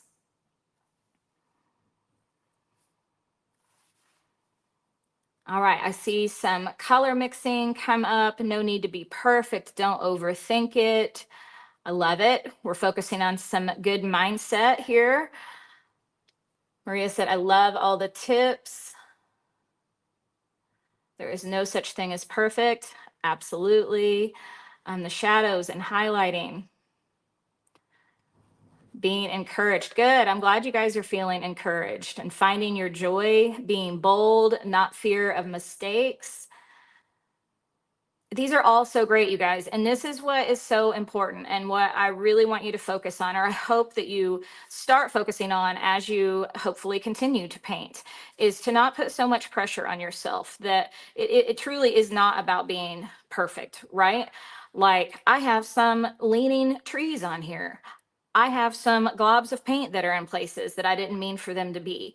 But does it mean my whole painting is ruined? Does it mean my painting is ugly? No, it doesn't. And you can always come back and change those things. So really just allowing yourself to like sink into that, like focus on that. Mindset is so important. I say it all the time, but like when you sit down and your creative time, you're taking a break for you, right? Like for those of you who showed up, the first and second night here, what made you want to show up for this? Was it just the desire to learn how to paint, or was it you saying, I'm going to do something for me? I'm going to take some time for me. And then just taking all that energy, our energy that we put out is so important, and your energy shows up in your paintings too. So having a positive mindset, coming at it in a place of giving yourself grace, all of those things are important. Not expecting perfection from yourself, right? Learning, like I hope all of you listen to the mindset lesson today where we talk about mistakes or stepping stones, not setbacks. But really like sticking with that. I know I saw the winner pop up here. I'm trying to scroll back up and find it. Here we go. Congratulations, Christy. You are our lucky giveaway winner tonight. So you're going to send an email to Christy@thesocialeasel.com. Let them know you are the winner from our live tonight. The whole team already knows about this, so they'll know to be looking for your email. And then they will give me your address and we will get that sent out to you. So as we're wrapping up tonight and transitioning into closing, this is our last painting this week. So we have a full week together next week too. I hope you come back and join me again. But there were just a couple thoughts I wanted to leave you guys with tonight, because it's really easy, especially like when you sign up for something free. You didn't have any commitment to this, right? It's easy to put off. It's easy to say, oh, I'll do that someday. But the word intention just kept coming to me today. And that's really what it is. It's like, what are our intentions? What are your intentions? And I think about this word a lot as a business owner, as an entrepreneur, and I have been for over 20 years. What our intentions are kind of set the pace for our life. So being intentional about taking that time for you, not putting it off, not saying it can wait till later, not saying someday, but like you showed up, you made the choice to be here. This was your intention and you did it. And so now following through with that intention and continuing to keep painting. Obviously, most of you are still going to be working on this. Who knows? Some of you stay up late. You might be working on it tonight, tomorrow, over the holiday weekend. But I'm just going to encourage you to make sure that you are taking that time for you. Be intentional about your time. And what I mean by that is like looking at your calendar, marking down the time that you're going to commit. Let's just say over the next 7 days, we have all of next week that we're going to be painting again. You're finishing up this painting. So just reminding yourself why Why are you doing this? And maybe some of you guys can answer that question in the comments. What made you want to come and do this paint week with me? Did you come for time for yourself? Did you come to build confidence in your painting skills? Maybe it was just to de-stress, right? Like we're all here for different reasons, but I want you to start taking that time and like living with intention. And I tease my husband about this all the time because we're both very like driven people, and sometimes we can get caught up in our to-do lists. And I just want to make sure that we're not becoming a slave to our never-ending to-do list. We all have so much to do. That's the same for every single person who's watching this tonight. We all have something that we could be doing instead of this, but you chose to take the time to slow down and take time for yourself, and that's important. You're pouring into you. So it's about you taking that time to do that. So don't feel like you have to give that up. And I just want to encourage you to keep going, like reflect on how many of you, there may be some of you in the comments. We will have, Debbie, we will have a place to share your paintings on the Social Easel page. So when this live is over, we'll make sure that we get a post up there so everyone can share their progress. And we may even do a slideshow of those. So yeah, please share your progress, share your finished paintings. But this kind of goes back into, I was talking about our planner that I have for our tribe sisters. And part of that is to reflect. I want you to reflect after you finish this painting, and I want you to think about the way you feel. And I want you to think about that accomplishment that you finished this painting. And I want you to be proud of yourself for stepping out of your comfort zone and trying something new. And just remembering, like, this was just a taste, right? This is just in 2 sessions of painting with me. So I want you to just imagine if you continued to build these skills. You got 1 painting with me, you're going to get another one next week. You're going to continue to build these skills. You're going to continue to feel proud of yourself. I want you to imagine the amount of progress you can make if you choose to become a part of Tribe. So doors close next week, but our early bird ends tomorrow. So I am going to throw that back up really quick, just to make sure for those of you that are new tonight that you saw this, that you know what the early bird is, because the early bird is only available through tomorrow at midnight.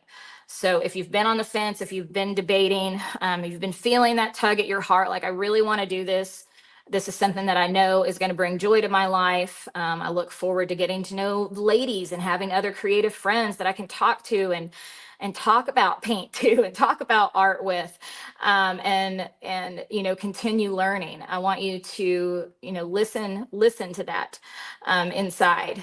Listen to that voice. So these are the early bird specials. Again, I have been teaching all of you. I've been teaching thousands of women for the past 12 years how to paint. And so we are doing 12 big bonuses. You are getting this back and front door porch leaner workshop. You are getting my Rustic Santa and Fall Chapel, honestly, still 2 of my favorite holiday paintings. You are getting the Among the Wildflowers workshop, where this one goes really in depth, talks to you about color theory, texture, layers, depth, all those things. Like we really dig into some art lessons in that one. So not all of these are just like paint this, follow this step. You're getting some more detail and depth in here. Our Sunflowers Galore, our Joy to the World. You saw my little magnet for that earlier. It's from this painting. You get 4 different projects in this painting. Go to the pumpkin patch, our pumpkin with sunflowers, our fall owl, and then how to edit and photograph your paintings, how to price your artwork, and then you get access to my mock setup of how I used to teach paint parties. So that's your big early bird bonus. Early bird ends tomorrow night at midnight. It's over a $450 value that I am giving you. And I handpicked all of these because I really wanted to give you, yes, it's a lot of fun things for holiday season. I love this time of year because everything is like fall, Christmas, and you're just thinking about all the things, right? So there's all that fun in there, but I wanted to give you some workshops and some lessons that are also going to really jumpstart you in your journey to painting. So not only are you going to get those, but you're going to be welcomed in to an awesome group of women. You're going to have me continue to teach you live lessons each month. You get access to the vault with over 200 paintings. If you missed my preview of the vault yesterday and seeing what all you get inside of Tribe, please go watch that replay. You can fast forward through parts if you want to. But it's really going to give you a behind the scenes look at everything you get as a Tribe sister. You can also go scroll down on this page.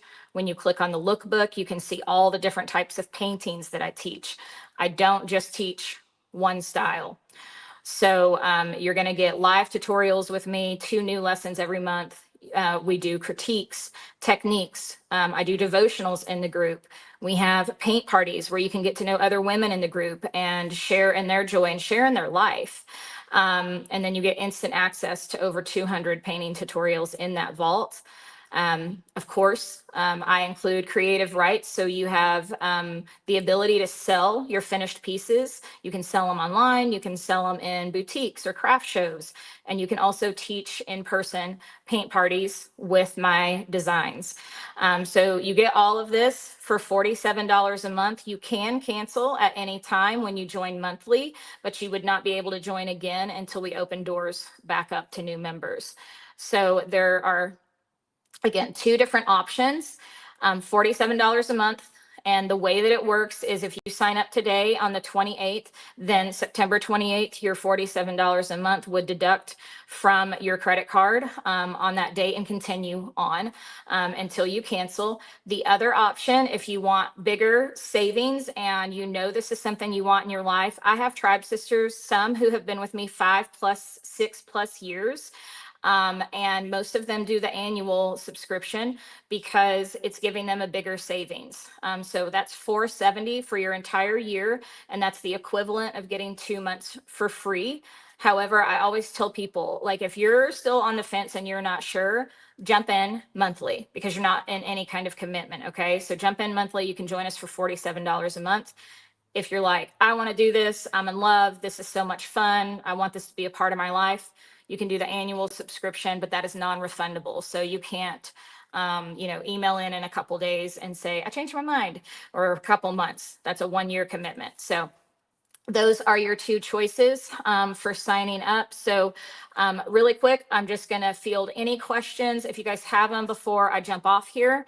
I'm going to pull myself back up so you can see me. Okay, move this out of the way. So who had fun tonight? I hope you guys did.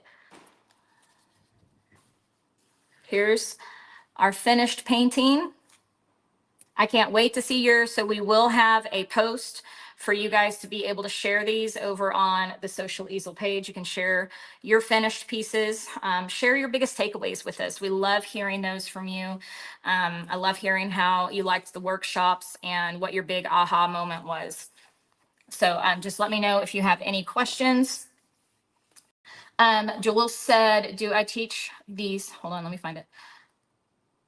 Do I teach live the same day and time each week? I do not. So our schedule is always all over the place because we travel a lot. We have 2 girls in college. So depending on what's going on in our life, that determines my painting schedule. So you get a calendar for the entire month on the 1st of each month, and then you can plan accordingly. So we do not expect everyone to join me live, but for those that can and want to, it's there for them.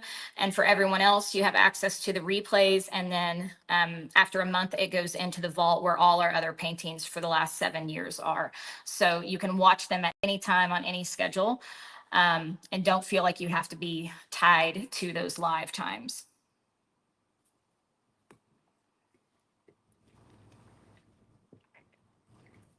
Oh, also, let me know. Hold on. I'm going to show you what I'm started on last night. This is something fun that I'm doing for this paint week. So we started this painting last night. Very beginner, quick, like I literally taught it live, no plan in place. But I don't know if you can see, there are names in these petals, and I'm going to continue adding flowers. I'm going to darken some of these flowers up and continue working on this painting. Tomorrow, over the weekend, I'll be sharing the progress of this. But this new bouquet of flowers is a representation of everyone who has joined Tribe this week. So when you join Tribe, your name is going to be added to a flower and we are going to bloom together. And I'm going to continue to share progress. I'm going to continue to add names to this, and I'll show you guys pictures and videos of this along the way.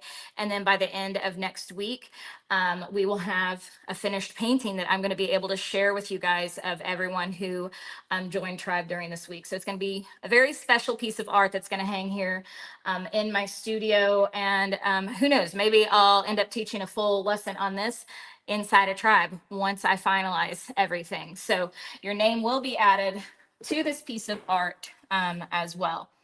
It's such a fun idea we were coming up with a couple days ago, and I love it. And it's going to come together super cute. Yvonne said, are Tribe paintings the same as other monthly subscriptions? So most paintings are exclusive to Tribe. My other membership is Painting of the Month Club. You only get one painting per month for that. No community, no vault, none of the other stuff. You get one painting delivered to your membership library on the first of each month, and that membership is $20 a month. So this month it's Sammy the Scarecrow. He's right up there. He's super cute. I love him. So he is included as a Tribe member, but that is also the Painting of the Month Club. So everything in Painting of the Month Club, Tribe Sisters get automatically, but it doesn't go the other way around. Painting of the Month Club is just one painting. Cassandra said, are the early bird bonuses lifetime access or just while you're in Tribe? They're only while you're in Tribe. And the reason we do that is because in the past, we have had people think they're sneaky and smart. And they're like, oh, I'm just going to sign up and get this, big bonus pack and then cancel. So yeah, they're yours as long as you are a member.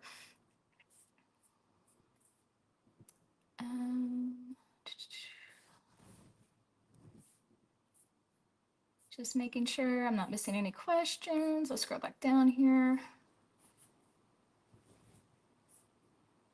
Oh, one other thing I forgot. While we're talking about Painting of the Month Club, this is another fun thing that we do inside of Tribe, because Painting of the Month Club paintings like Sammy the Scarecrow, I taught that last year in Tribe. So Tribe is, you get everything brand new that I teach. I won't say everything. Sometimes I paint stuff for myself. Everything brand new that I teach for the social easel is meant for my Tribe, right? Painting of the Month Club, at the end of the year, we select those paintings for the next year. So there's quite a delay in that. So you're getting them a season later. But we love to do contests and giveaways inside a Tribe. You can tell, like, I love doing that during my workshops as well. So we have a contest that Tribe Sisters get to enter every single month. And when they go back and paint the Painting of the Month Club painting that's getting ready to be released to the public, they get put into a drawing and win a $25 gift card to Amazon. So there's all these, and plus we do other contests like seasonal contests as well, but there's always something fun going on in there to encourage you to stick with your painting, stick with your consistency and continue doing it. And we give you fun little perks along the way to help inspire you and keep you active. Grace said, is there a lifetime membership? We do not have a lifetime membership option, no.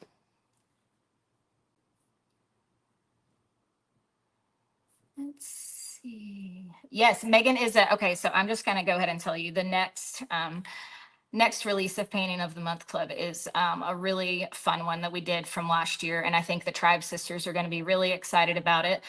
So you guys are definitely going to want to do this next painting and enter that contest to win a $25 gift card.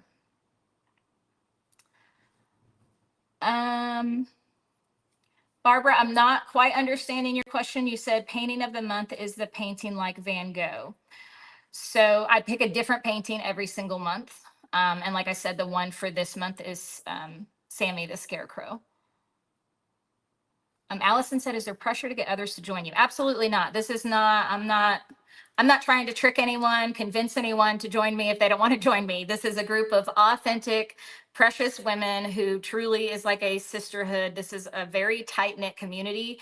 If you have friends who are creative and they would like to join, sure. But like, we're not trying to like get you to go collect people. So no, like you joined for you. This is all about you.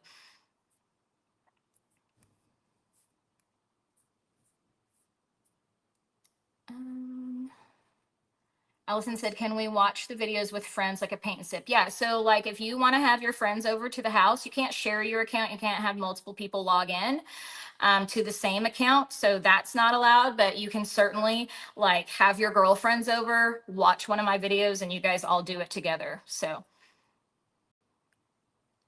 Cassandra said, yes. So the peacock behind me, yes, that is part of Tribe. That is included in that. I'm pretty sure every painting on my wall behind me, these are all in Tribe. Those are all included for you, or they're included in the bonuses that we are giving away right now.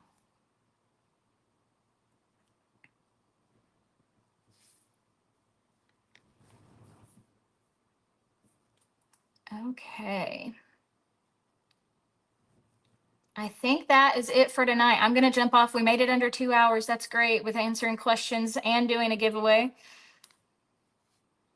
Oh, Barbara said, I like the Van Gogh painting. So well, I have two different ones. We have the Go to the Pumpkin Patch. That is included if you sign up for Tribe. That bonus, that's the bonus that is one of the 12. That's included. You get when you sign up. Okay. Other Tribe sisters who were members at that time, they already have that, but it's separate. So if you join after tomorrow, that will not be in your library. That is only a bonus for the big early bird bonus that we're giving away.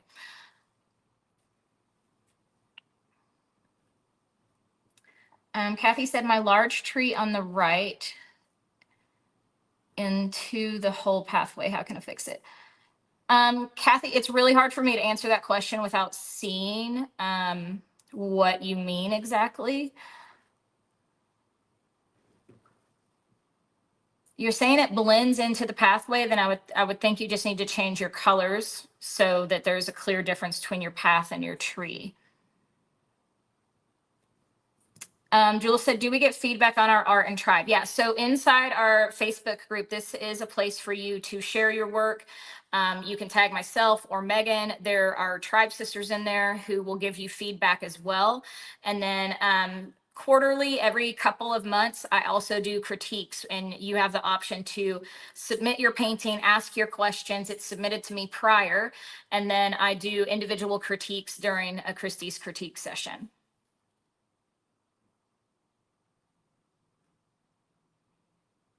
Allison said, how did I decide to do online versus a paint and sip? So just a different period of my life. When I started that paint and sip, when the social easel began 12 years ago, my girls were way younger and they didn't have a lot of activities.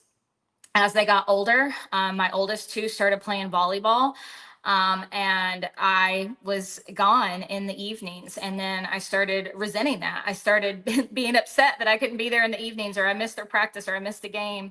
And so I started trying to like figure out another way I could continue this business without being away from my kids so much. And so I started looking into the online space and started taking training and courses on how to run an online business in this way. And that's how I transitioned to online. And then once I went online, it has just opened so many doors for me because I'm not restricted to 2.5 hours in somebody else's space. And I can go so much more in depth with you. I can teach you things that I would never be able to teach at a paint night. So it's still fun. Like you can still have a great time painting, but it's not the same vibe as like a paint and sip. I'm not there for entertainment. I'm there to actually teach you how to become a better artist and, you know, build your skills over time. So they are two different things. And this kind of has grown. Tribe is 7 years old. So I've been teaching in this group for 7 years, and it has grown a lot. In the beginning, it started out like my paint and sips, and that's like all I thought it was in my head. But then once the more I got into it, the more I fell in love with what I was able to teach people. That I'm able to take everything that I've learned over all of my years of art school, over all my years of just teaching, and able to bundle all that up and share motivation and mindset and devotions with you guys. And really, it's all encompassing. I want you to become a better woman, a better mom, a better wife, and enjoy and find joy in being creative.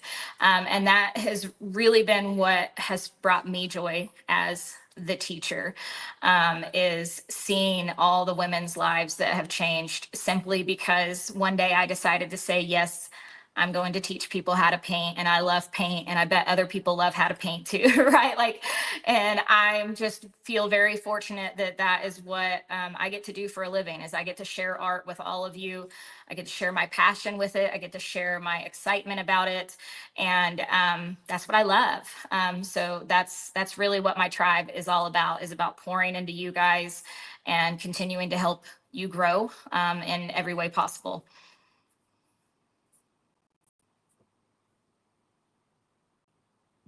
Oh, thank you so much, Allison. She said, you and this outlet for Sisters in Christ painting together is a blessing. It's so amazing. Planning to joy, just have to talk to my hubby first. So that's funny that you brought that up. So I was thinking about this earlier. Ask the tribe sisters, if you guys are still here in the comments, any of my tribe sisters, I want you to speak to what your husbands think about tribe. So many husbands have seen their wives turn into this happy, vibrant, confident person, and they're like, what is going on with you? Like, you are filled with more joy, like you're like happy, like you're really proud of your work. Like, they see the change in their wives and they fully support it. We have husbands who are giving it to their wives for Christmas or a birthday present, or they're like, hey, whatever you're doing that's making you this happy, whatever that costs, we're going to keep doing that. So for $47 a month, when I say it's therapy, I'm not kidding. Painting is therapy. Having this group of women is therapeutic. Having people to talk to and share our same interests together. It's special. It's a special place because I talk about this all the time, but you know, in my life, this is why I like geek out and I love going in tribe and teaching and talking to everyone while I'm teaching, because guess what? No one in my real life wants to talk about art. No one wants to talk about painting. You guys do. And so I come online and I talk to you about painting. And that's what makes it so fun. Lori said, mine is so happy. Kathy said, my husband buys too much fishing stuff, so he doesn't say a word to me. I love it. Pauline said, mine is so happy to see me happy and not bored watching TV. Kathy said, it's cheaper than therapy. Mary said her husband loves it. Judy, to answer your question, yeah. So like I said, you can join Tribe Monthly. There's no commitment, and then you would just have to wait to join Painting of the Month Club if you want to go back to that when it's open again, because we don't have that open all month long. Brenda said, he encourages me in every possible way and anything that I can do. He always says, please go do it. I love that. I love it, love it, love it. Nancy said, he is watching with me tonight and wants to know when I'm painting again. See, I love this. It makes me like teary-eyed, because I love it when our husbands like see something that they're like, man, that is really making her happy. Like, that matters. That's so good. That's so good. Karen said, he's getting a kick out of seeing me changing to be an artistic person and finding a hobby that brings me joy, gets me off my phone and playing games too, right? I know, like, we're all guilty of that sometimes, but I think about, like, when people say they don't have time, I think about how much time we're on our phones. How much time are you scrolling Facebook, looking at Pinterest, looking at YouTube, watching a show? Think about what we could do with those hours and invest in ourselves, do something that's going to make us a happier, more joyful person, do something that we actually get to say, I did this, like, be proud of something. That's way better than watching a show, right? Still have a time and place for that. but you can have both. You can learn how to carve that time out for yourself. Laura said, my husband loves my participation in Tribe. He doesn't like all the supplies, but he loves my joy. Married 48 years. That's so funny. Kim said, my husband will say either go paint something or have you painted today, right? I'm not kidding when I say it's therapy.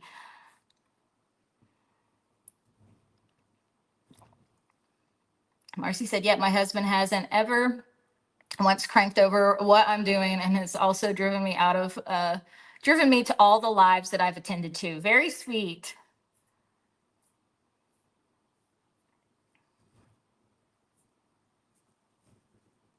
Okay, guys. Thank you for the last minute chit chat. I love it. I love hearing from you guys. I'm going to jump off for tonight.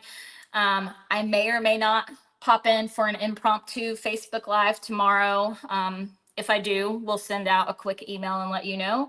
But tomorrow's probably going to be my day of rest, and I'm going to rest this weekend. And then we will come back next week. If you're watching and maybe you haven't signed up yet, again, it's free to sign up, but when you sign up, you get the full supply list and the agenda and everything. So we did a landscape tonight.